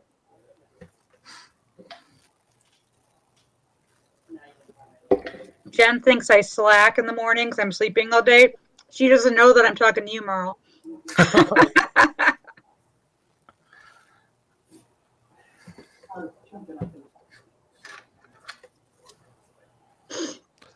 Thank you, gorgeous Carol Burke. As usual, Dave, another absolutely awesome show. I couldn't do it without my main man, Merle, here. He's the one who got this great group, Longhorn Paranormal, on the show. And It's funny because the day before, every time we go on the air, Merle will hit me up and he'll be like, "Are you excited? Are you excited for tomorrow night?" And so I bug him and I'm like, "No." Yeah, you do. Hey, the gorgeous and talented Nicole Sakic has joined the chat room. Let's put her comment up there. Hi, Nicole. Hi. She's got aliens. Yeah, we have had people ask us, do you do alien stuff? And we're like, yeah, we have for private client, but not for investigation. Show. Right. Yeah. I'm going to get you guys to hold on here. I want to say thank you to Cat Chaser, Jeremy, Magnus, Sinister, Catfish, Jason, Ben, Fapster, and Mondak for the super chats tonight. We're going to kick off the second half of the show right here in 3 seconds.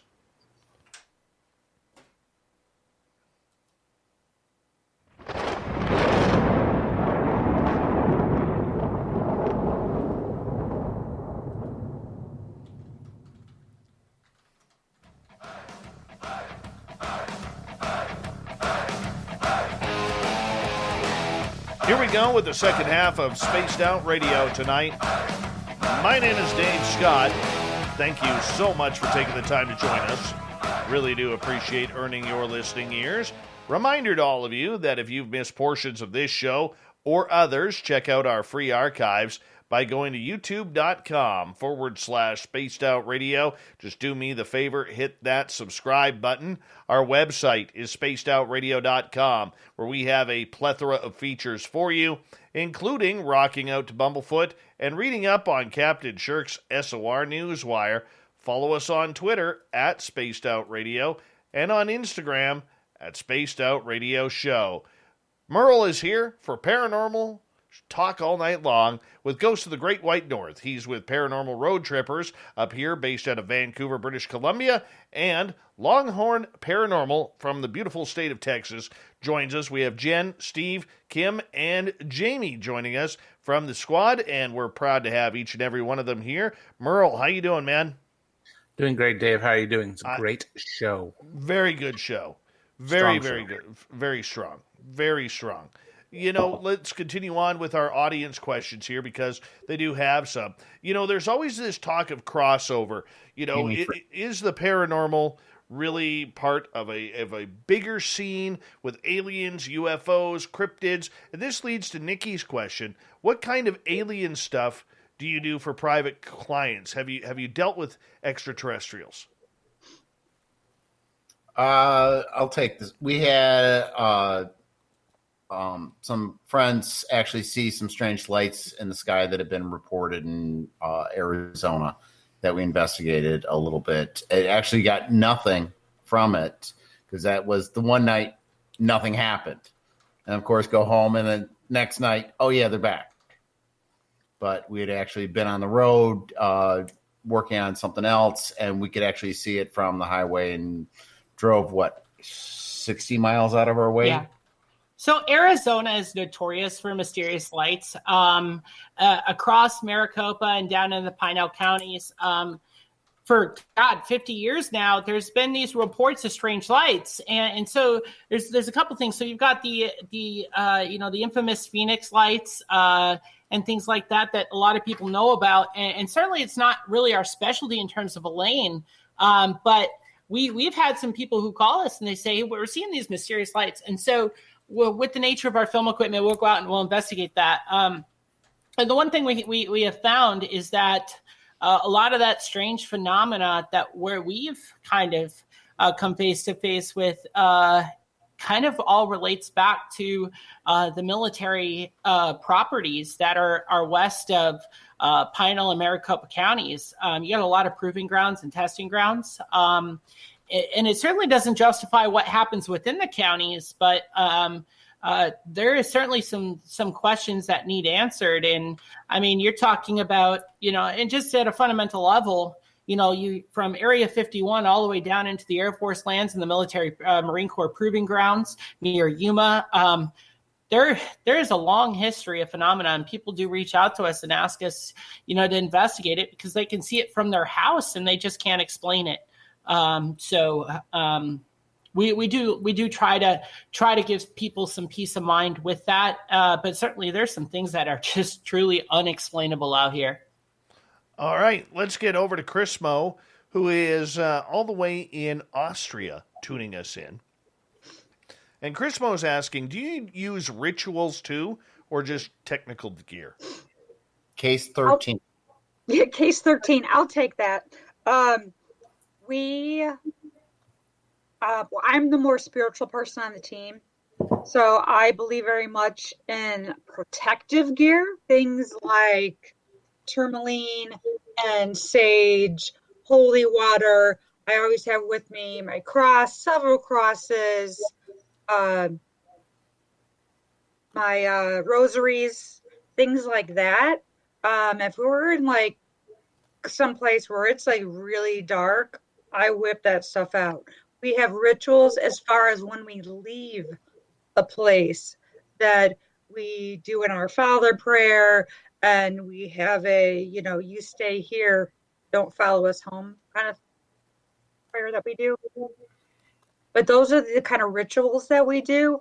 If we're working with something that is possibly demonic, we'll put out crosses or hang a cross or do things like that to see if the entity turns it upside down or messes with it or freaks out. And we've had private clients where may have possibly been possessed, that when we brought out the sage and the holy water and the rosaries and the crosses, all of a sudden her dogs outside started barking like crazy. Yeah. I mean, it was like so weird. So I'm the one that's Catholic on the team. And so I try and bring some grounding protection on that base because we don't know what we're always dealing with. Another thing. Oh, sorry. Go no, go ahead. Another thing too, so ritualistically within an investigation, there's a lot of people who do some really weird things, and I just kind of want to pop in. There's one thing we're fundamentally against, and I actually I hopped on the internet and I really ripped Hasbro a new one. So they sell a Ouija board. And I've done a lot of study into the use of Ouija boards and the 1970s psychiatric manuals and clinical papers related to clients and insanity or schizophrenic ideations in association with the use of Ouija boards. And so that's one thing I always tell people, don't mess with a Ouija board. It's extremely dangerous. People compare this idea of rituals and stuff to opening portals and different things.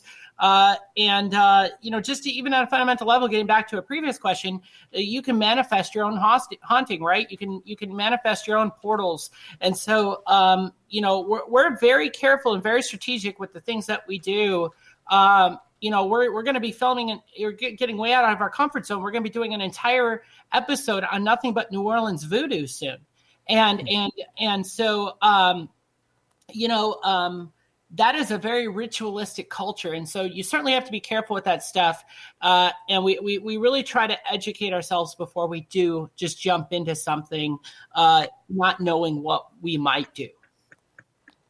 All right, let's move on to another question here from our audience. 11 is asking, have you ever taken hitchhikers, like from the hitchhiker phenomena, home, or have they followed you home?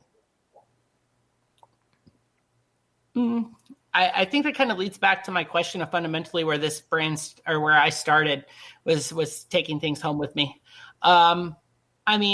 We really work hard not to take things home with us. We have quote unquote rituals that, what is here stays here kind of thing. And then when we get home, when we get back to the house or we get the gear back on the truck, we leave that stuff, right? We go through this whole series of kind of cleansing our equipment, where, if we're headed home after investigation, we're not staying on the road. We get it home, it moves to the garage. We take the trucks in the trailer, we go wash them down. We cleanse them. We take them to the car wash. We sage them. We park them. The gear moves inside to the garage, right? We then leave it there for a couple days, right? And we leave sage around the garage and at the doorways. So we go through this whole process of cleansing our equipment and ourselves and our gear to kind of try to create that barrier. And then we also set hard boundaries, right? So, just like we tell a private client, it's not welcome here. So we certainly have brought stuff with us, and it does happen. But we really work hard not to. All right. Vin is asking, do you have any stories you could share about demonic possession? Yes. So I'm going to pretext this. We sign confidentiality agreements with private clients, so I cannot divulge into too much detail. But we have dealt with one particular private client case where we were truly dealing with a piece of furniture that had an attachment that was brought in from an extremely historically haunted place. And the violence in the home was so bad that people's eyes turned black, and weapons were pulled. The police were there. People were taken to jail. There was quite a bit of physical violence on this private client case. So certainly we have dealt with that. We had priests there. So yes, we do, but I really, because of the nature of our confidentiality agreements, I can't really say much more than that. Okay. Let's get... Merle has a question. Yeah, go Merle. Yeah, Merle's got a question. Back to the Ouija boards. I like to talk about teams about this. I'm okay with them. I don't use them on the regular. I view them like this. We use spirit boxes. We use, some people use ovuluses. I kind of look at it as a Ouija board as the analog version of the new era spirit box, because neither device to me has a caller ID, and I think it's when we use our intentions and who we're trying to talk to and our protection barriers. Like, we come in with our Tulamine, and I like fire agate and black onyx. That's what I prefer. And I find we really don't know who we're talking to. We could be talking to Billy Bob, who's stating that he's Johnny because Billy Bob really wants to talk to someone. And the only person we're calling out for is, Johnny, are you here? Johnny, are you here? Yes, I'm here. But really, it's Billy Bob. But be it on a spirit box, a Ouija board, Ovulus, or that app, we really don't know who we're talking to. That's just my opinion on that. I was just wondering what you guys thought of that outlook. I think that's a great point. I think for me, my frustration is the sensation. So the one thing that I always go back to is sensationalized stuff, right? We look at a lot of horror movies where people use the Ouija board with false intentions and bad things happen, right? For me, fundamentally, it goes back to what your intentions are. And certainly the experts in the field, right? If you as an expert within your field feel the necessity to utilize it, that's great. But, for people to just open and close potential portals or doorways or and not know what they're doing or not do it properly, it's just like anything. There's a fundamental level of understanding and training and common knowledge of what you're utilizing. But I think you make a very, very good point. Steve? Yeah, I agree. I lost my train of thought on that one. Kim?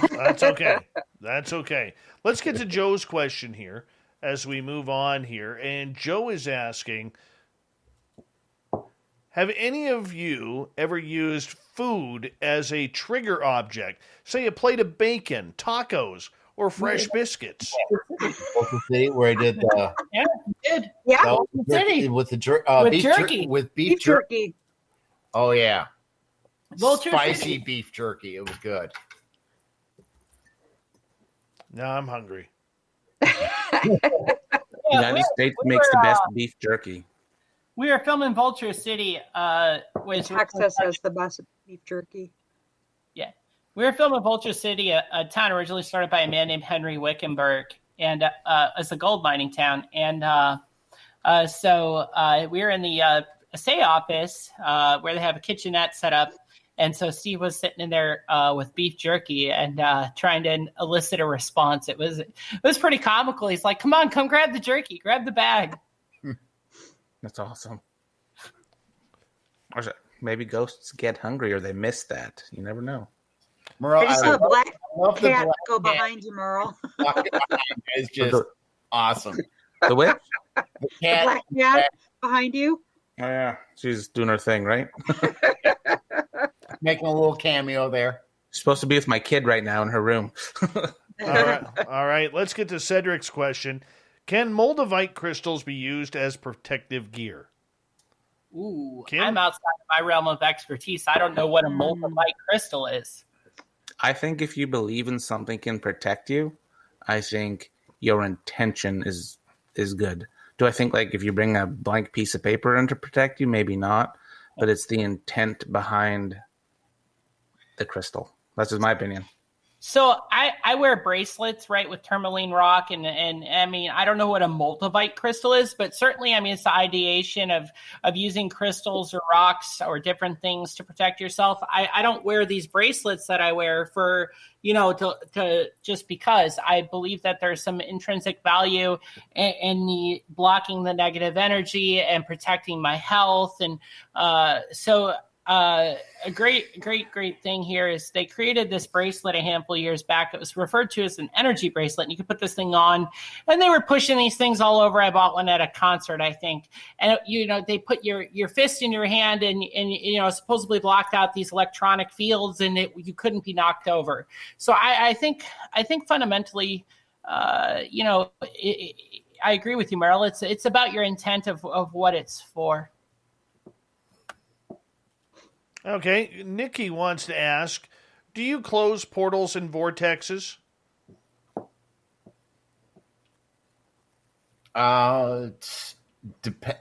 Depends. Yeah, it kind of depends. Like with private clients, yes. With haunted places, no. It's it's kind of like going to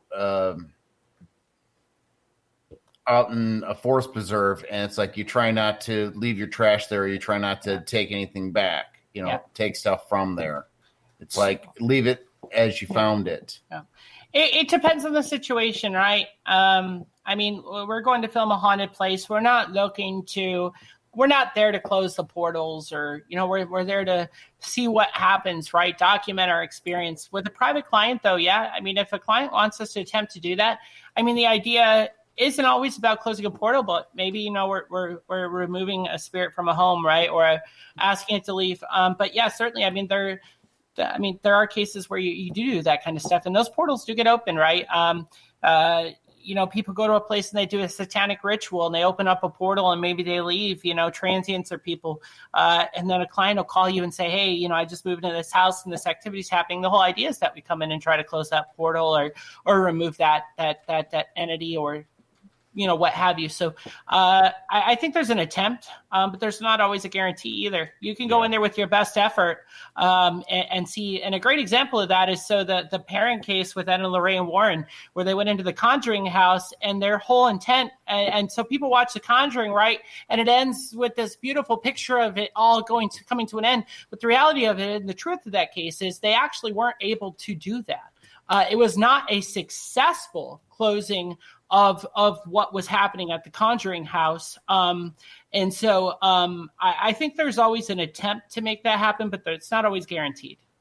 Yeah, and that's kind of out of our lane. It's more we do the documentation, and then we'll help try to get somebody else to priest, pastor, based on the religious beliefs. And fundamentally, not all religions believe in portals. So you look at demonology.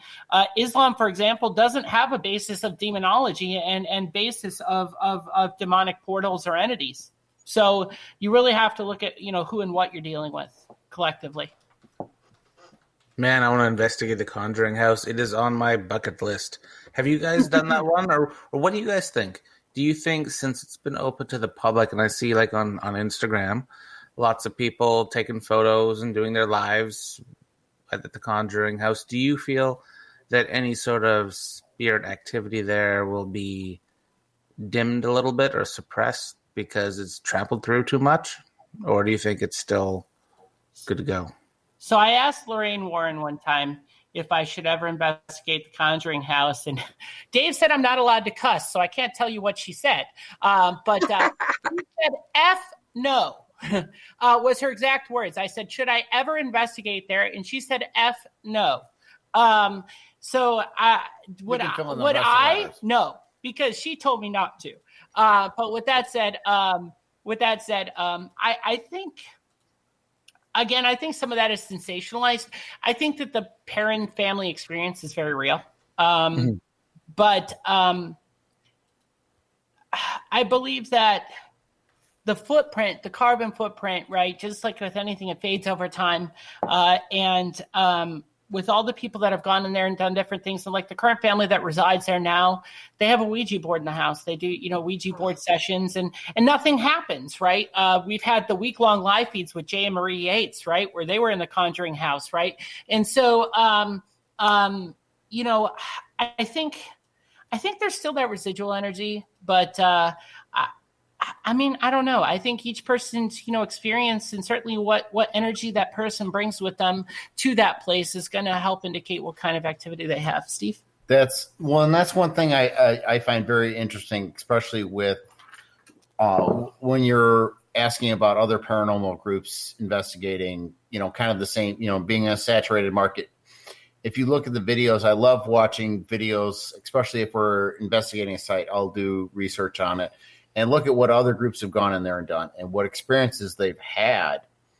And it's interesting to see how you can have two groups literally going in there, asking sort of the same questions and getting different responses. I like being able to go in there and I don't necessarily have to ask the same questions, but I can get a different response or, different experience. All right. And that was just there. Sorry, let's move on to another question here. This one from Justin. Has Longhorn Para ever investigated a haunted mine? Ooh, Jen's favorite thing. What?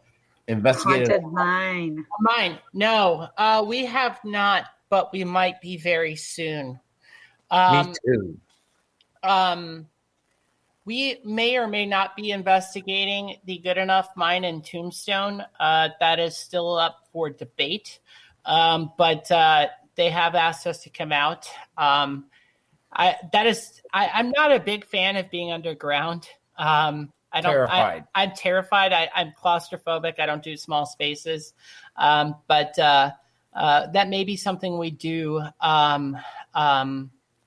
very, very soon. I don't know if I could. Being underground like that, I don't know if I could. Let's get to Vinny's question, as we have just under 2 minutes here before we go to break here at the top of the hour. Does burning sage and stuff like that really help keep evil spirits away? God, I hope so. I think so. I think it's, like Merlin said, that it's a matter of your intent. Yeah. That, hey, I'm going to burn this.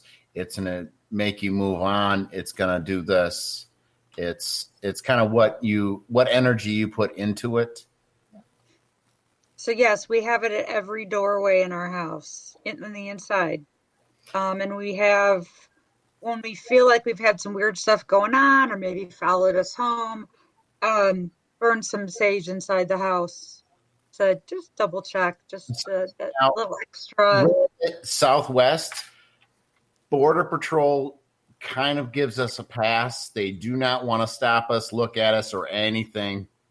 They're like, dear Lord, get them moving along. I do not want to touch that. We have them sign a waiver that if they search our vehicle, that we're not responsible if anything attaches itself to them. Yeah. I've got a whole little, wait. Please sign this waiver if you need to search. No, hold on. What? I gotta try that. Waving us through. No kidding. Well, we only have about 30 minutes left with you tonight. as we prepare to get into hour number 3 of Spaced Out Radio, which will be coming up right after the break. We got a great show going on here, and I know we got more questions from the audience, including Ben from UFO Garage, who's in Texas as well, designing T-shirts for this new Spaced Out Radio store. And I know he's got a great question for you. We got Paranormal Road Trippers, Merle, here tonight, as he is with me once a month for Ghosts of the Great White North. But we're way south with our guests. Kim, Jen, Steve, and Jamie from Longhorn Paranormal are hanging on out. We got them for another 30 minutes before we turn the corner and then get to the Newswire and the Thought of the Day. Hour 3 of Spaced Out Radio is next.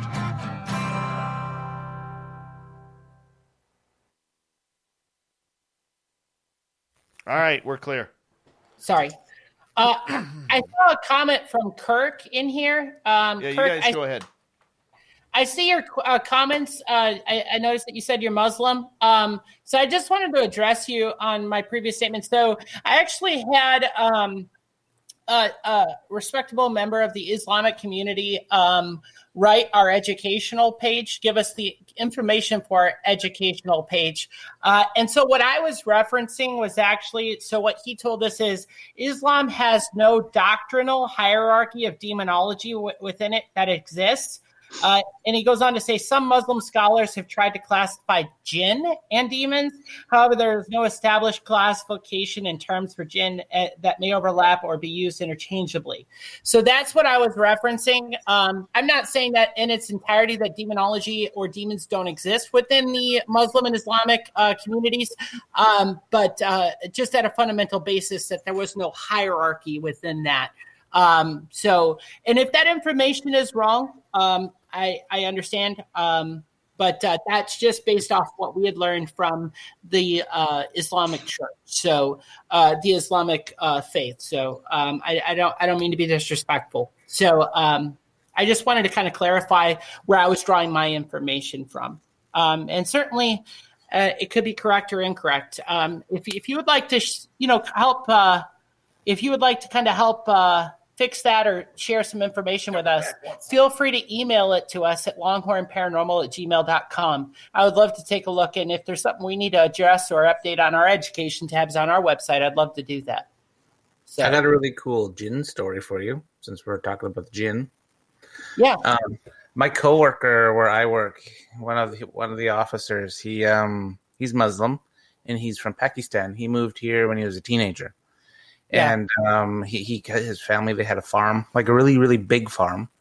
And it was all, they had goats and sheep primarily. And there was one tree in the middle of the pasture where all these little animals were, that the area around it, all the grass, all the vegetation was all dead. And it was just a half dead tree. And then growing up, he used to say that his parents wouldn't allow him or his brothers and sisters to go near that tree because they said the jinn lived in there. Mm-hmm. And whenever the goats or the sheep would go near there, they would get sick and they would usually die. Yeah. And he, because he knows what I do, we talk about sometimes we ride in the same patrol vehicle together. So we'll talk about ghost stories. He'll talk about his jinn stories. And it's very interesting to learn about that stuff. Yeah. Well, the guy I talked to about it was telling me very similar stories of he said they refer to the demons as jinn and it's a negative energy, and that, where he's from in the Middle East. They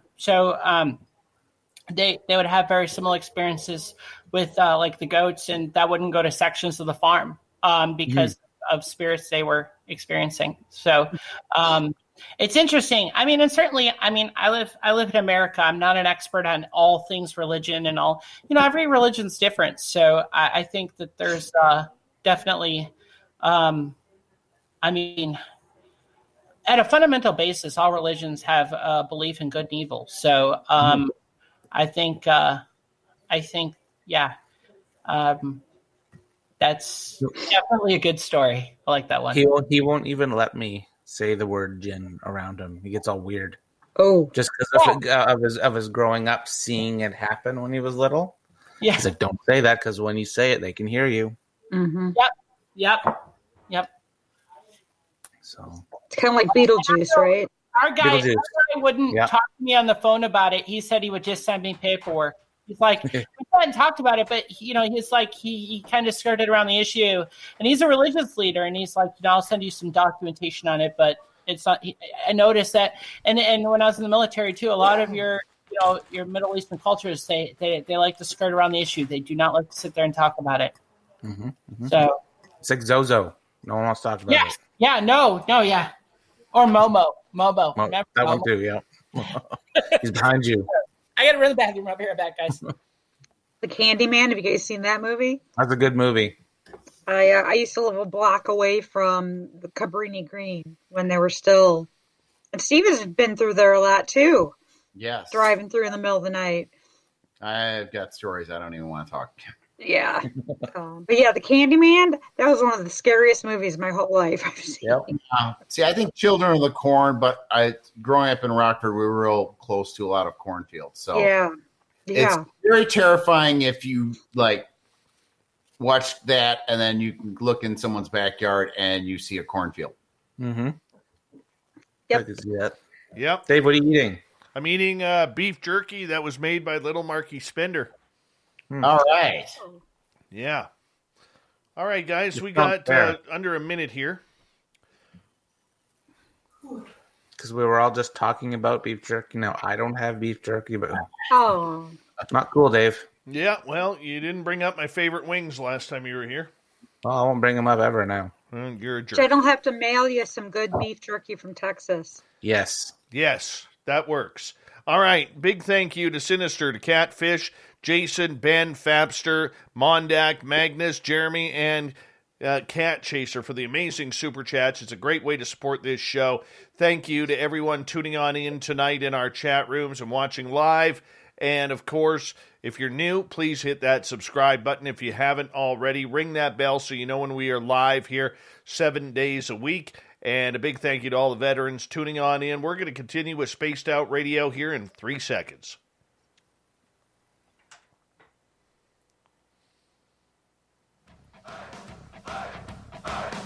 Would you like to connect with us? Head to spacedoutradio.com for all your latest show info. Now, back to Dave Scott and SOR. Third and final hour of Spaced Out Radio is now underway. My name is Dave Scott. Thank you so much for taking the time to join us. We really do appreciate earning your listening ears. We want to say hello to everyone tuning on in on our terrestrial affiliates around North America and digitally on TalkStream Live, Revolution Radio, and KPNL. All of our archives are free for you by going to youtube.com/Spaced Out Radio. Just do old Davey the favor, hit that subscribe button. The Desert Clam has set the password for tonight in the SOR Space Travelers Club. Naganapot. Naganapot is your password. Use it wisely, Space Travelers, as the Clam sets a password each and every night right here on Spaced Out Radio. Our website is spacedoutradio.com, where we have a plethora of features for you, including rocking out to Bumblefoot and reading up on Captain Shirk's SOR Newswire. Follow us on Twitter at Spaced Out Radio and on Instagram at Spaced Out Radio Show. For the final time tonight, we bring in Merle from Paranormal Road Trippers out of Vancouver, British Columbia, and this is Ghosts of the Great White North, a show we do each and every month talking all things paranormal. Our big group tonight, we have from Longhorn Paranormal, we have Jenn and Steve, we have Kim and Jamie with us, so thank you everyone for coming on in. And we want to start off with Ben, who's down in Austin, Texas. He's got a great podcast with his buddy Joe called UFO Garage. They're great friends of this show, and if you haven't subscribed to their YouTube channel, you definitely need to do that. Ben is wondering, how many hauntings do you know happen on the 37th parallel? I don't know. I don't know the answer to that one. 7. All right. 7. Apparently it is 7, according to Merle. Okay. Yeah, I don't know. I was just 7. throwing that out there. Were you just guessing? Yep. I'm Is there an answer? Yeah. I don't have an answer to that one. I'm gonna look into that though. I'm gonna add that to our research here. Poor Vin. Everybody makes fun of him. That's all right. Ben's good people.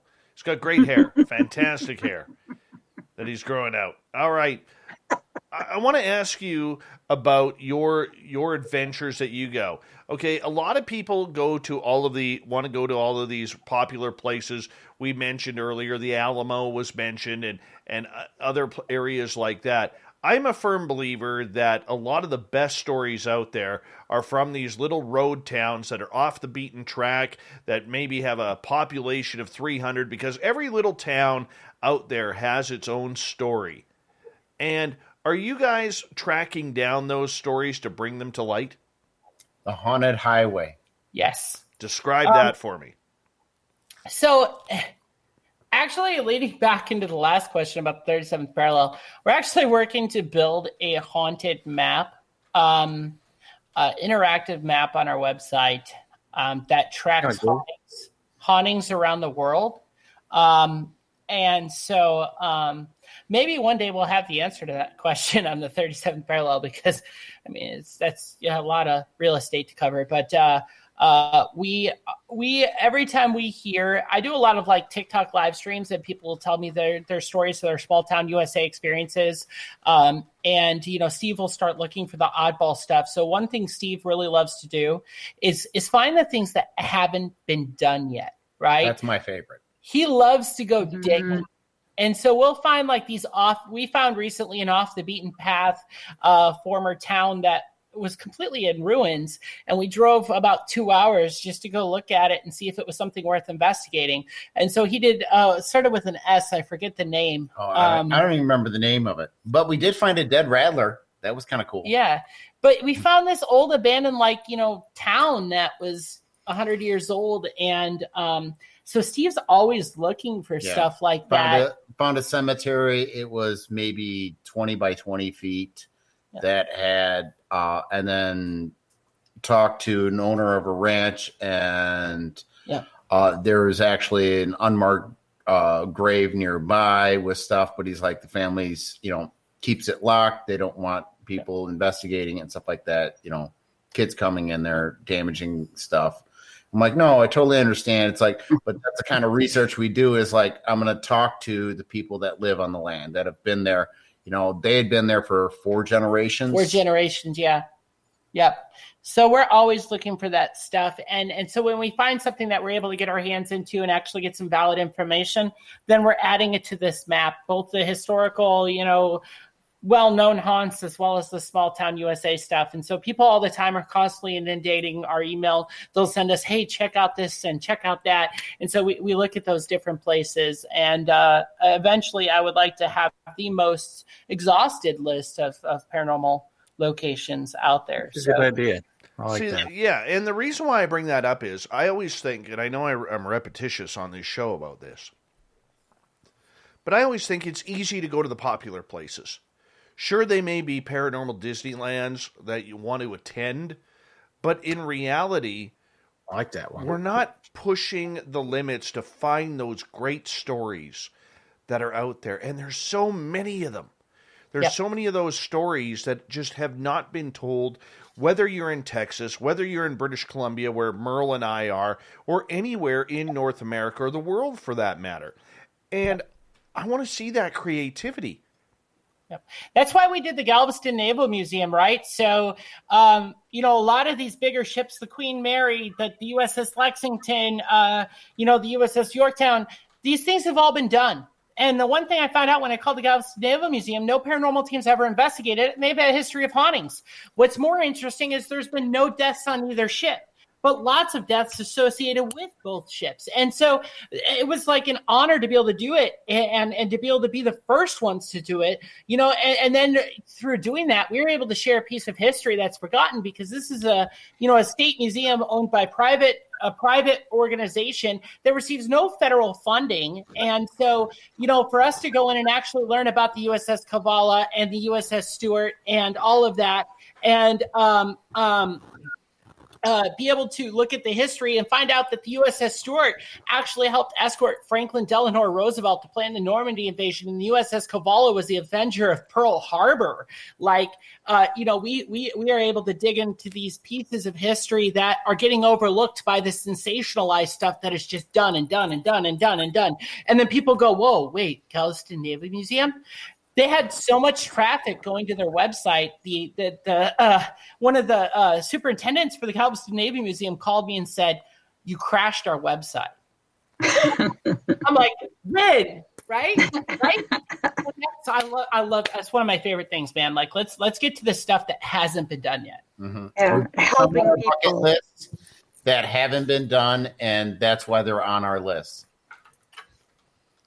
See, one of our mission statement is to revolutionize paranormal investigations. And we do that by doing the history, the research, and bringing the personal side to it.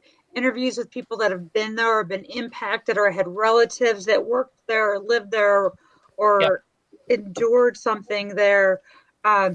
Bringing that personal, real touch to it, not just, oh my God, the door slammed. Yep. A great example of that is the Galveston Naval Museum. So we actually interviewed a guy whose name is Ron Whitener, right? And so not even paranormal. We actually filmed a 48-minute tour of the USS Cavallo. And what's more interesting about that is Ron Whitener served on the Cavallo. Wow. Not even paranormal investigation. We just filmed a 48-minute tour and gave it to them. Like, we made the compilation tour video, and it's currently on their website, GalvestonNavalMuseum.com. And you go to their tour page, and it's Longhorn Paranormal's Ron Whitener tour of the USS Cavallo. Yeah, and you'll learn all about torpedoes. It's so awesome to be able to do that for them. I was sitting on a torpedo. Yeah. Jenn won a torpedo race. Yeah. So... Do you guys take on cases, or are there cases that you will not take on?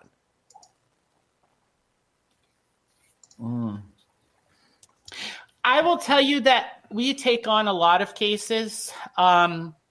We get inundated with requests. We don't take on everything we get. And that's just the nature of any business, right? You can't take every time the phone rings, you can't help everybody. And part of that is, and I know Merle can kind of attest to this, is, a medium can charge for a reading and different things, but it's kind of still taboo for paranormal investigators to charge for private clients.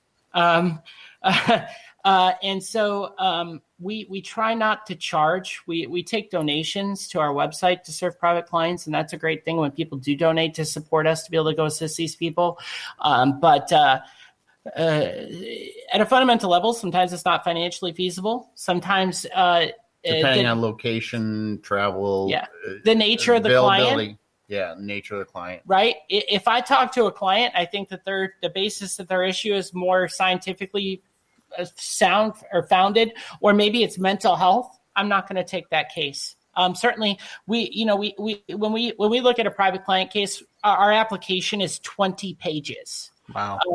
And there's a reason for that, because we want to know everything from the health of that client to the history of the residents to there's so much more to it than just picking up a camera and looking for a ghost. Because Did they play with the Ouija board when they were 12? Yeah. Oh, yeah. You got to have a big list of things to ask people. Yeah. Or you get the client to go, I'm hearing things after I do crystal meth. Yeah. Yeah. It makes the voices go away. Yeah. So sometimes, these people aren't experiencing a haunting, and so it's not feasible for us to take the case. So there's a lot of things that go into every case we look at, whether we're going to take it or not.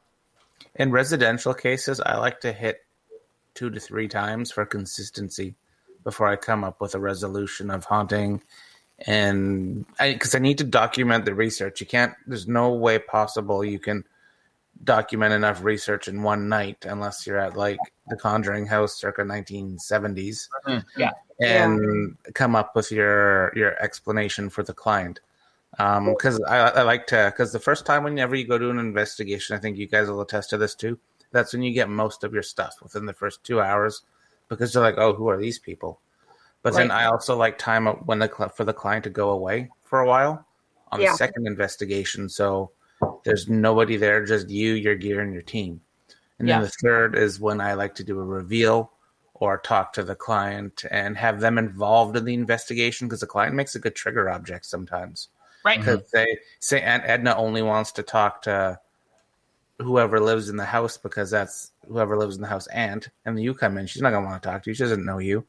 But when you bring the client in, that's when sometimes your evidence spikes as well. And also by the third time you're there, it's also gotten used to you. Like, oh, great, they're still hanging around here. Yeah. Great. Now I got to move them out of here. So let me do something. Yep. Because instead of just hiding the first day. Yep. Yeah, no, so I think there's a lot that fundamentally goes into analyzing every one of these cases and whether, it's a good case to take. Me personally, I would love to be able to take every case. And I have a vision to be able to do that. I would love to reach the point that Longhorn Paranormal, from an entertainment standpoint, is successful enough as a brand. So I love charity work. I love giving back. I have this vision, right, that someday we're going to be the next Ghost Adventures brand. And I'm going to be able to walk down the street, and walk into a car dealership and buy everybody's car. I want to be able to find a homeless veteran and get him off the streets and give him a job. I literally, my motto is Longhorn Paranormal, a different kind of brand. I literally want to change lives with this brand. And so one day I want to reach this point that I have teams across the country that I know we've trained right, and we've trained the way to do this correctly. And that, when a private client calls and they say they need help, I can send team A here and team B there. And I have teams that can literally go to these people's homes and help people, because there are so many people experiencing a haunting all over. And there's so many people that, it's so taboo, right? That, they'll say, hey, I need help, but I really don't want anybody to know that I'm, you know what I mean? So I really want to be able to do that. And neighbors do talk when we pull up, though. Yeah. You pull up in a truck. The heat score. I seen that on Instagram. Heat score. All right, let's get to a few more questions with the audience because we only have about 8 minutes left. And this one comes from Nikki. What do you do with your data after an investigation? So we show it to the client. We take pages and pages of notes, video. We take all that data, and then once we give what we give to the client, we retain that on a private server indefinitely. We don't ever get rid of anything. So we maintain it, we house it, we store it, and then we can reference it, right? We can go back and reference it with maybe future cases if we're seeing something similar to something we've experienced before. So our public stuff that we do for an entertainment value, we'll put out into the world as a TV episode or on our LP Ranch memberships, exclusive content. Our private client stuff you will never see. Our private clients are not here to be everybody's next entertainment hour. We take that very seriously. When somebody calls me and says, I need help, the last thing they want to hear from me is, hey, can I put you on Amazon? So, yeah, right. We some of our most compelling paranormal evidence people will never see. Right. Because they don't need to see it. It's none of their business. So, but we retain everything. We've well surpassed 10 terabytes of data stored. Yep. Mr. Catfish is asking, do you guys investigate only spirits or do you go into other realms as well, like UFOs? We tend to stay out of the UFO stuff. It's, not our lane of expertise. Yeah, not our lane of expertise. I do have an interest, though. I will sit down and watch UFO documentaries. All right, I firmly believe in UFOs. Okay. Oh, we got aliens. We got aliens for sure. Mm-hmm. All right, let's move over to Vinny's question. The gorgeous and talented Vinster is asking, have you ever come across scam artists, and should we look out for them? How do we? Absolutely. Yep. Absolutely. Yes. And I won't name names. but some of them, yes. If you are looking to hire a paranormal team to do an investigation of your home, make sure you do your research on them. And a great indicator of research is when you go to their website and there's busted links. Might be time to start looking for somebody else. Do they have contact information? Yeah. More than email me at such and such. Oh, that drives me nuts. At AOL.com. Yep. Mm-hmm. If you call, short of the fact that I have it do not disturb because we're doing an interview, if you go to our website right now and go to our contact page, there's an email, a phone number, ours, a contact form mailer. You call our work phone right now. Somebody here will answer it once this interview is over. We will answer it, Longhorn Paranormal. So, yes, there definitely are. Answer. And there's a lot of people that carry a lot of liability. You get, I tell people all the time, you get what you pay for. People, first thing they ask me, how much is this going to cost me? And I say, let's not worry about the cost. Let's worry about getting you help. And then we'll figure that out later, right? If you want to make a donation to our team to help future private clients, it's great. And I do. I've had private clients who pay me $6-10 grand. All right. Then I have other private clients who go, I can't afford anything. And I go, well, fortunately, this last client paid me really well. And so, we got you covered.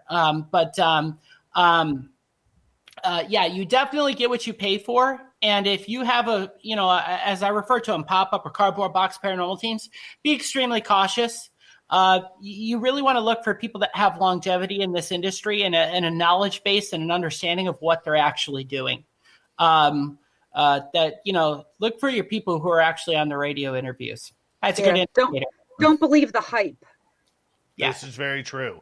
Lynn is asking, can you speak about residual activity versus intelligent interactive activity?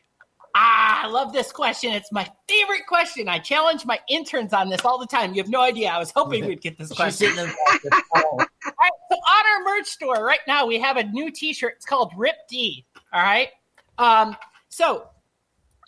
Four most common types of hauntings: residual, intelligent, poltergeist, demonic, right? So big difference between residual activity and intelligent haunting.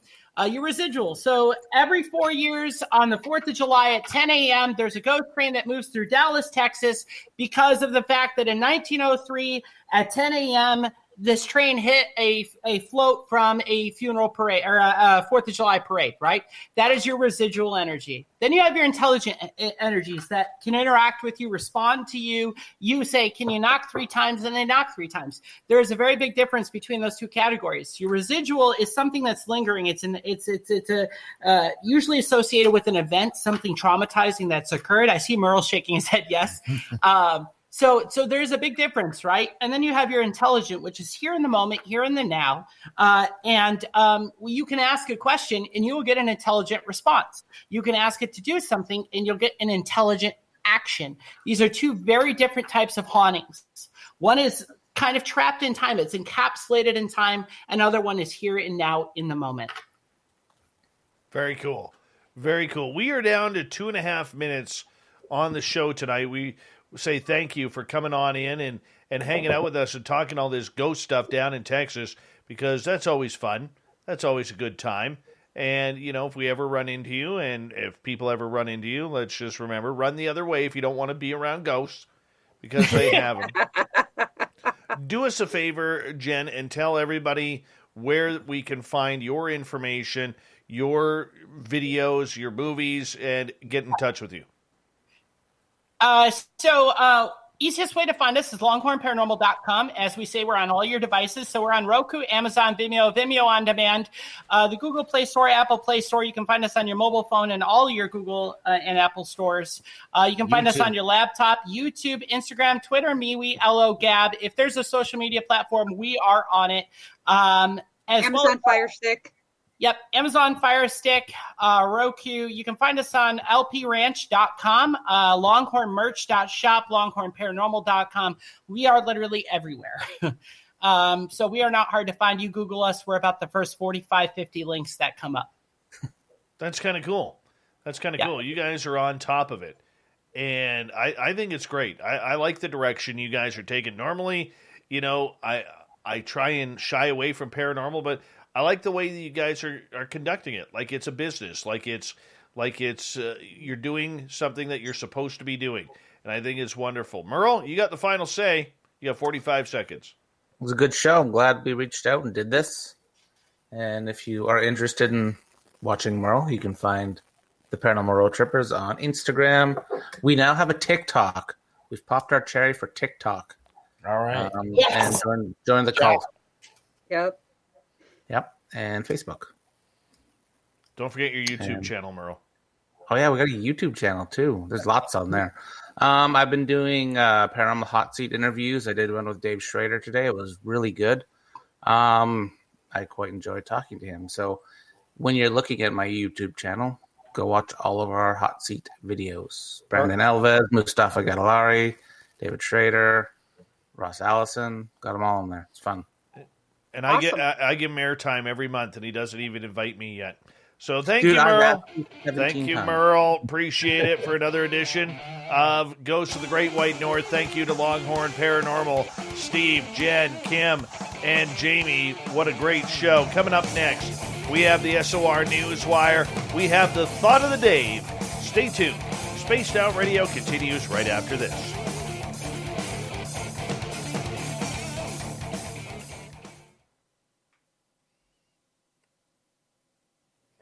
Great job, guys. Great job.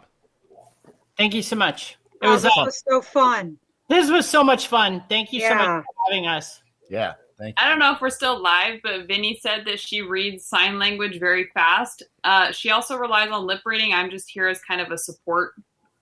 So I just wanted to address that because I saw it. And not everyone just solely relies on one thing. They can rely on lip reading or closed captions. I don't know if she has the closed captions on, but there's a lot of different ways that they can watch and experience. That See, is people awesome. people are really excited about the interpreter, so that's pretty awesome. Cool. Yes. Yeah, I think that Jamie's the Yeah, I can't hardest pick all working the words. person. But can you say the secret word of the day? Can you sign it? What was it, Dave? Oh, God, I've already erased it. Oh, there's like 3 different ones. That last one, she just went, because I didn't understand what they said. Jamie, where did you learn to sign? I went to college for this, so I actually took a university degree for this. That's awesome. Yeah. That is awesome. She has interns too. Jamie is actually our communications director, and she has 3 interns that work for her currently, and then we just brought on a new marketing intern who is stepping up to be our assistant marketing director. Because we are growing so fast, we are getting so big. Kim initially filled the role of our marketing director, but she is not going to be doing that anymore. So we are now up to 8 or 10 interns across the brand. Wow, So, cool. Yeah. How many on your team? This Total? Almost 20 now. Yeah. Yeah. So How do you keep the infighting? Because where I see it, the minute a team gets big, there's a lot of egos that kind of blow up. you're looking at the core right here. The 3 of us. Kim, Steven, and I started this. We look at it as a business. We're in charge. We run it. And if you don't like it, go find a new job. I like that, actually. And then we give a percentage controlling interest to our directors. So, for example, Jamie, so when we're making administrative decisions, we look at it as a board meeting to make decisions on what we want to do. But ultimately, the deciding votes come down to the 3 of us. And we don't always agree, and Nope. we'll sit there and have discussions, Yeah. in a couple days, a week, whatever it is, and which direction we're heading, and Yep. and that even comes down to private clients. So where are we doing this private client? Can we afford to do this private client? What resources do we need to allocate? And we have done. It's like, hey, you know what? You're up in Seattle. You know what? Dave, Angel said bring them back. Bring them back, please, Dave. Yes. I'm really glad people enjoyed the show, man. People seem to be loving it. Oh, awesome. Yeah. Yeah. It was a good show. I'm glad that we did a good job. That makes me happy. Yeah. Yeah. If you It will want, be, this will be in podcast form and on YouTube in about an hour. So if you guys want to tack it to your website, great. go right ahead. Yeah. Go right ahead. It's going to go on our news page on our interviews. We're going to put it with our other interviews, and then I will probably move it as front page news tomorrow, where we had it on our homepage before. We'll just, instead of having the interview coming up, we'll have the video for a while. And one of the things that Jamie's interns are doing is closed captioning all of our content and even some of our older content.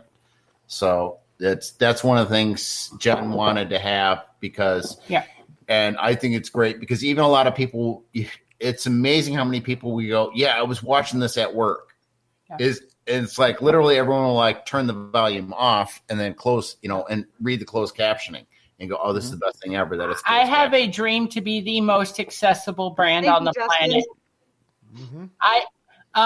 I want to make sure that if you're deaf, blind, MS, autism, I don't care what it is.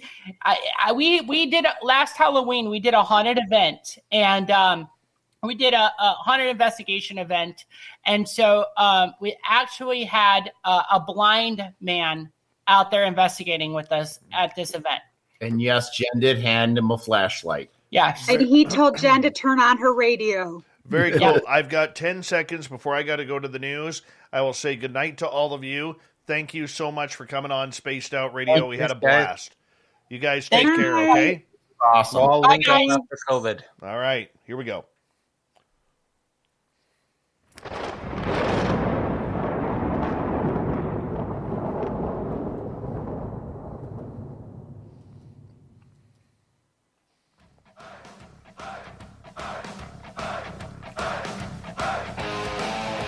We rounded third. We're heading for home tonight on Spaced Out Radio. My name is Dave Scott. Thank you so much for taking the time to join us. Really do appreciate earning your listening ears. I want to remind you that if you've missed most of this show or others, check out our free archives by going to youtube.com/Spaced Out Radio. Just do old Davey the favor, hit that subscribe button. Our website is spacedoutradio.com, where we have a plethora of features for you, including rocking out to Bumblefoot and reading up on Captain Shirk's SOR Newswire. Follow us on Twitter at Spaced Out Radio and on Instagram at Spaced Out Radio Show. Speaking of the news,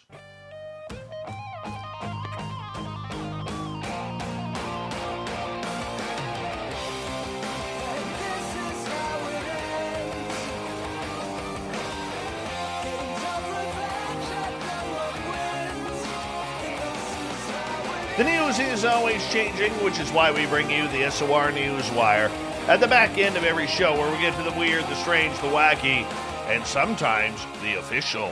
Former President Barack Obama offered a blunt assessment of the videos of unidentified aerial phenomena that have continued to gain attention in the United States.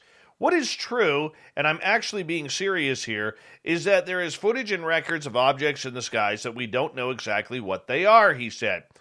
Obama's comments add to the growing legitimacy of the reports of the unidentified phenomena and the government's awareness of them at high levels. Appearing on The Late Show with James Corden on CBS, Obama offered some levity on the question of aliens and his personal curiosity before assuming a more serious demeanor. We can't explain how they move. Their trajectory, he said. They did not have an easily explainable pattern. And so I think that people still take it seriously, trying to investigate and figure out what it is. The U.S. Navy has for years confirmed the legitimacy of videos from jet fighters and tracked unidentified objects, some of which moved in ways that aeronautics experts have struggled to explain. Yes, this all leads up to the 60 Minutes interview. You know what I find interesting about this? I'm going to pose a little commentary here for a moment, if you don't mind. This is what I find interesting. Don't you remember when Obama was on Jimmy Kimmel a couple of years ago? about 2016, he was asked the UFO question. He denied it. Said, oh no, there's nothing there. I did ask, but we found nothing. And now he's admitting to his own lie on James Corden, saying pretty much that he knew about it the entire time. Nobody's questioned the former president on this. I think it needs to be asked. What do you know, Mr. Obama? President Obama? What do you know? Why did you lie to the American public on national television about this subject? Why did you lie? Was it national security? Were you allowed to? I think the public needs the right to know. And the media has to ask that question. But they won't. No, they won't, because they're still very virgin to this topic. But he knew. Other presidents have known. And now he's talking about it, which I find very ironic, considering just a short time ago, President Obama, and you can go on YouTube and catch the footage where he denies knowing anything about the subject. It's amazing. The number of divorces recorded in China has fallen by more than 70% since the introduction of mandatory cooling-off periods earlier this year.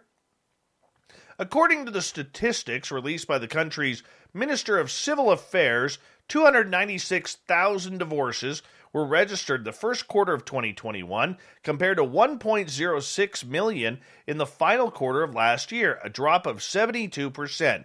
There was a nearly 52% drop year on year from 612,000 in the first quarter of 2020. Under a new civil code, which came into force on January 1st, couples filing for divorce must wait 30 days after submitting their application, during which time either party can withdraw the petition. They must then apply again after the month is up in order for the marriage to be ended. The law, based on the local legislation already enforced in several parts of the country, was widely criticized as hampering personal freedoms. Oh, that's a joke right there. And potentially trapping people in unhappy or even violent marriages. But supporters in state media defended it as ensuring family stability and social order. Divorce has been steadily increasing in China over recent years, due in part to reduced social stigma and greater autonomy for women, with wives instigating more than 70% of the divorces, according to the All China Women's Federation. This has sparked alarm among policymakers. Oh my goodness, the women are actually going to have a say in China. The trend to coming as authorities encourage people to have more children in order to head off a potential demographic time bomb. You have 1.2 billion people. You're not short of people right now.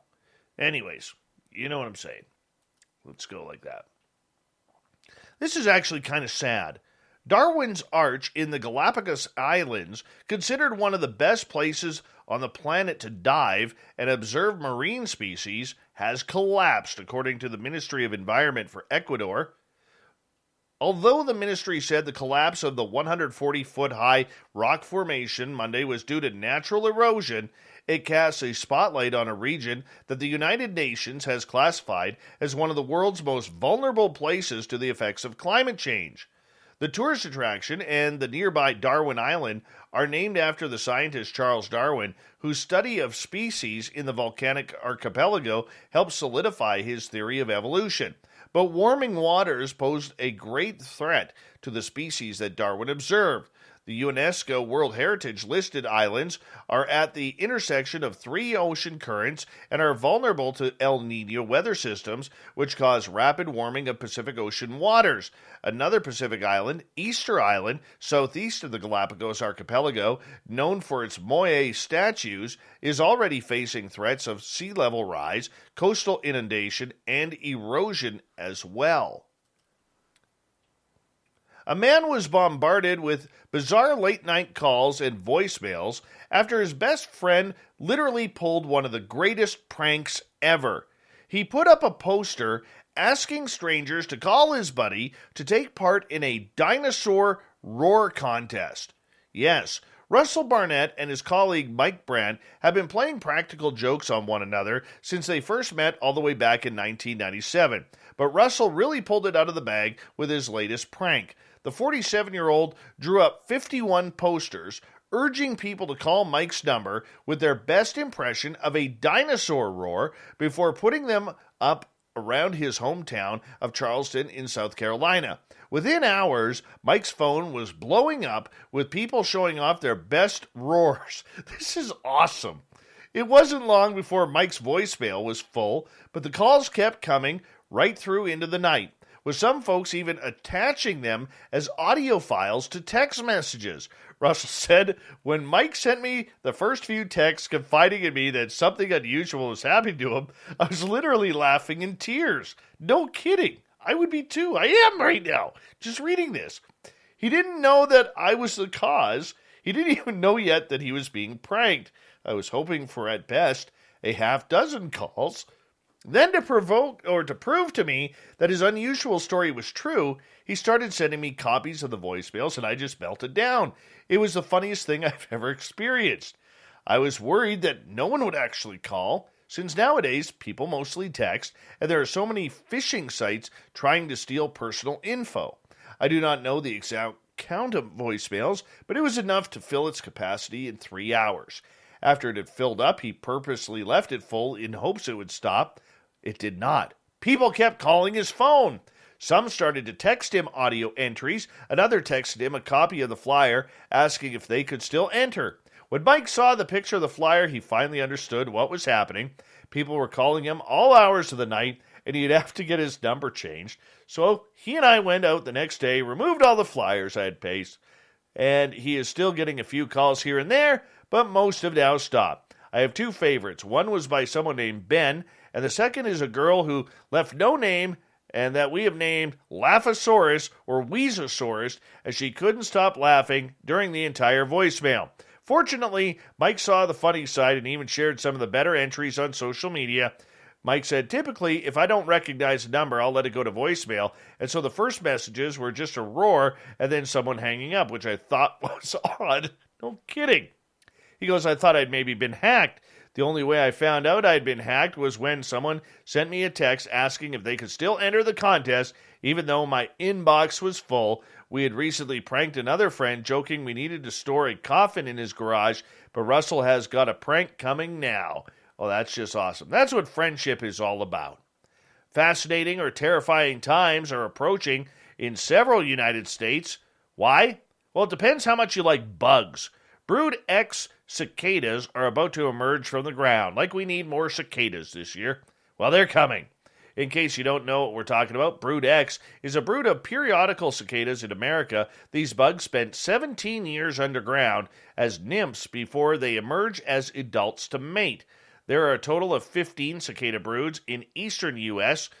Out of all of them, Brood X is by far the largest. That means that billions upon billions of cicadas are about to take flight and blacken the skies. But what these insects don't realize is that their butts, yes, as they call themselves, are in mortal danger. Allow us to introduce Massospora cicanida. Yes, it's a funky little fungus that the parasites really invade the cicadas with gruesome results. Namely, their butts fall off, and then the fungus replaces it with its own fungal ass. Yes, I'm actually being serious here. Yeah. So the Massospora infection in a cicada begins innocently enough. The spores make their way into the cicada's body either through food or air. The horror then begins soon after. The fungus starts eating away at the cicada's insides, munching on its tissues until the abdomen cracks. That's when the hiney falls off. This is the fungus's golden opportunity to create its own ass. It grows a white chunk of spores, deposits it in place of the missing back end. Don't feel too sorry for the cicada, though. It hasn't even noticed that his butt's fallen off and that any of this has happened. You see, the Massospora produces the same chemical that magic mushrooms do, so really the cicadas are pretty high on psilocybin. And in humans, psilocybin, causes a distorted sense of time, reality, hallucinations that their ass may have fallen off, and intense sense of unity with the universe, so they're finding their zen and their chi while the fungus is creating a new behind. So you can imagine how this is going. Apparently, they can still go to the bathroom with all of this ass replacement. Kim Kardashian is now trying to make money off of this. Just saying. An Illinois man named Angel, he's not so much of an angel. No, not Angel. He may want to invent and invest in a forehead wig with bangs.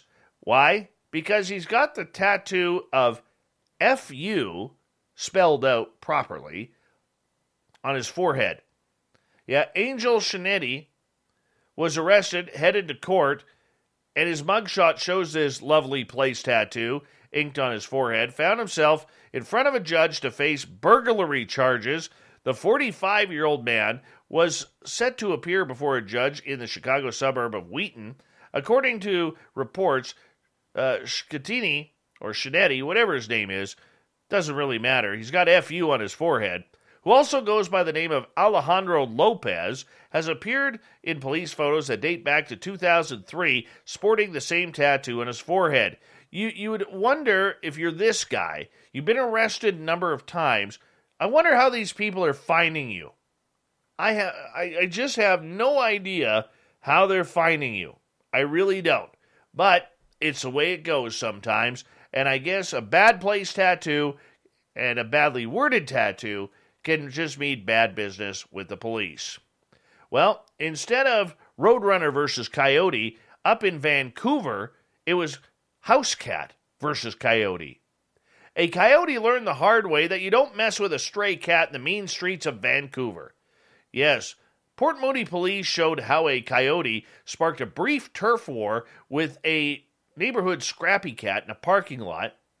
In the 7-second clip that was shown on Twitter, the coyote is seen walking cautiously towards a parked car before this black cat pounces from under it, charging at the bigger animal and chasing it around the vehicle and past the parking lot fence. Port Moody police captured the clip.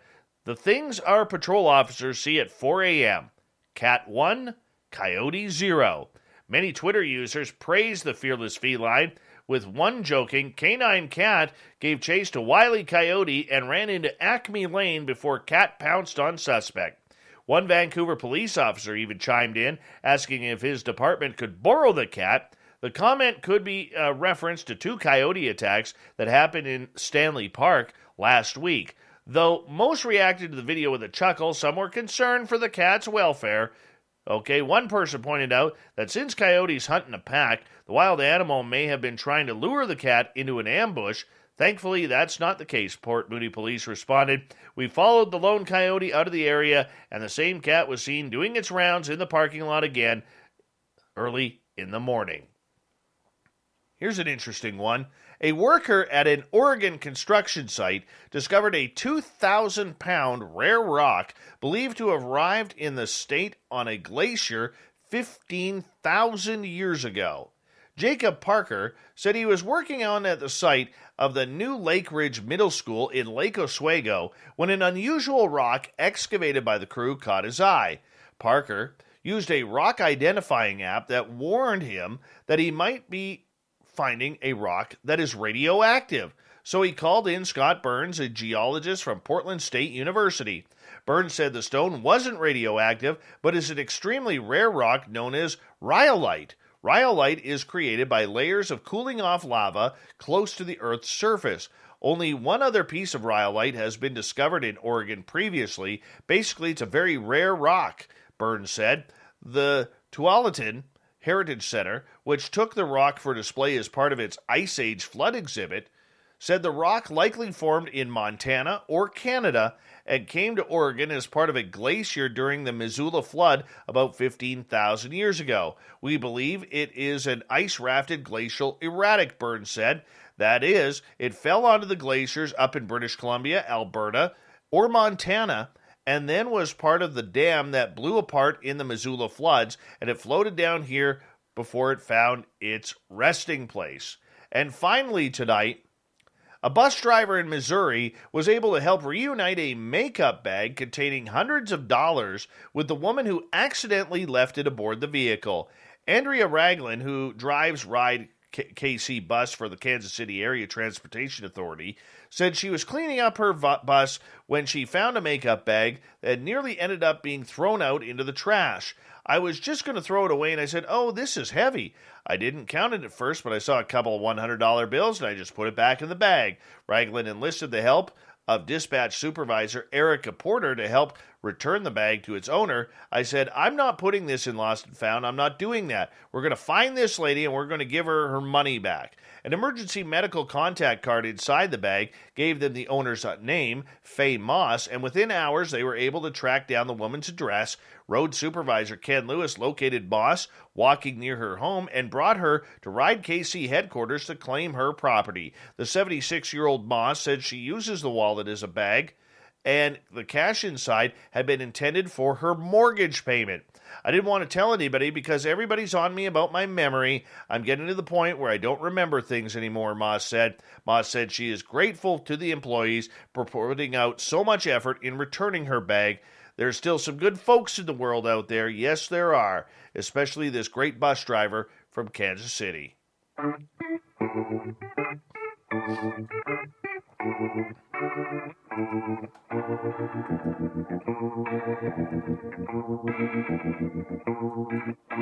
Thought of the Dave happens every night at this time, where we put a question on our Facebook and Twitter pages, then read your responses on the air, because we love the audience participation around here. Today's Thought of the Dave is as follows. Where did it go here? Oh, yes. There it is. If you could go on a paranormal investigation with Merle, where would you take him and why? Haunted History BC. Manresa Castle in Port Townsend, Washington, because haunted castle. Oh, yeah. 13 Ballads. In a mini submarine to explore the depths off the cliff where Beowulf's men appeared, or had apparently pushed a dead fire drake into the waters below. Yeah, let's go to Jer. Let's get Marion Rudnick on the show. That has nothing to do with Merle. And Megas wants to take Merle down to Skinwalker Ranch to see what's going on down there. That's a good call. I don't know if Merle would like it down there, though.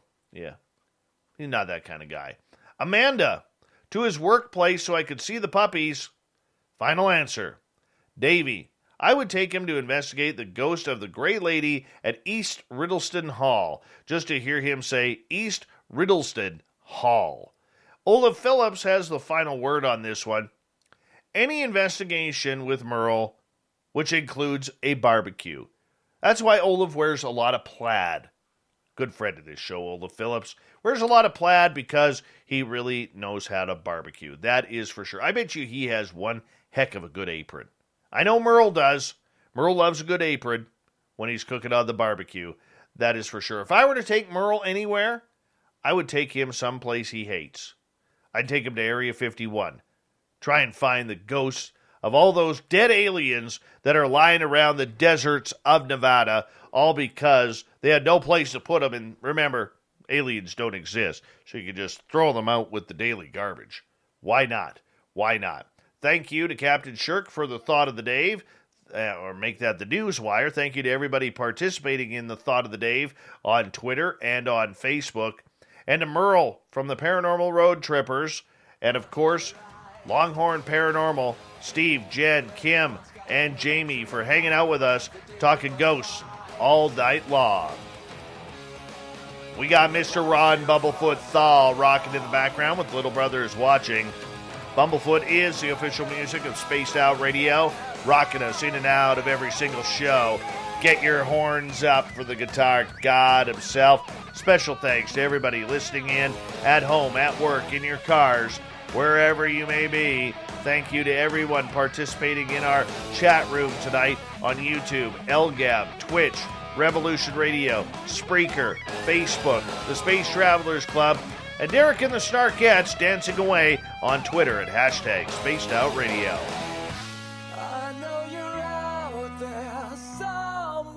Remember, this show is copyright by Spaced Out Radio and SOR Media Ventures Limited. Thank you so much for choosing your evening with us, because together, my friends, make a mistake, we're watching. We own the night, Mr. Bumblefoot. We need a favor. We need you to take us home.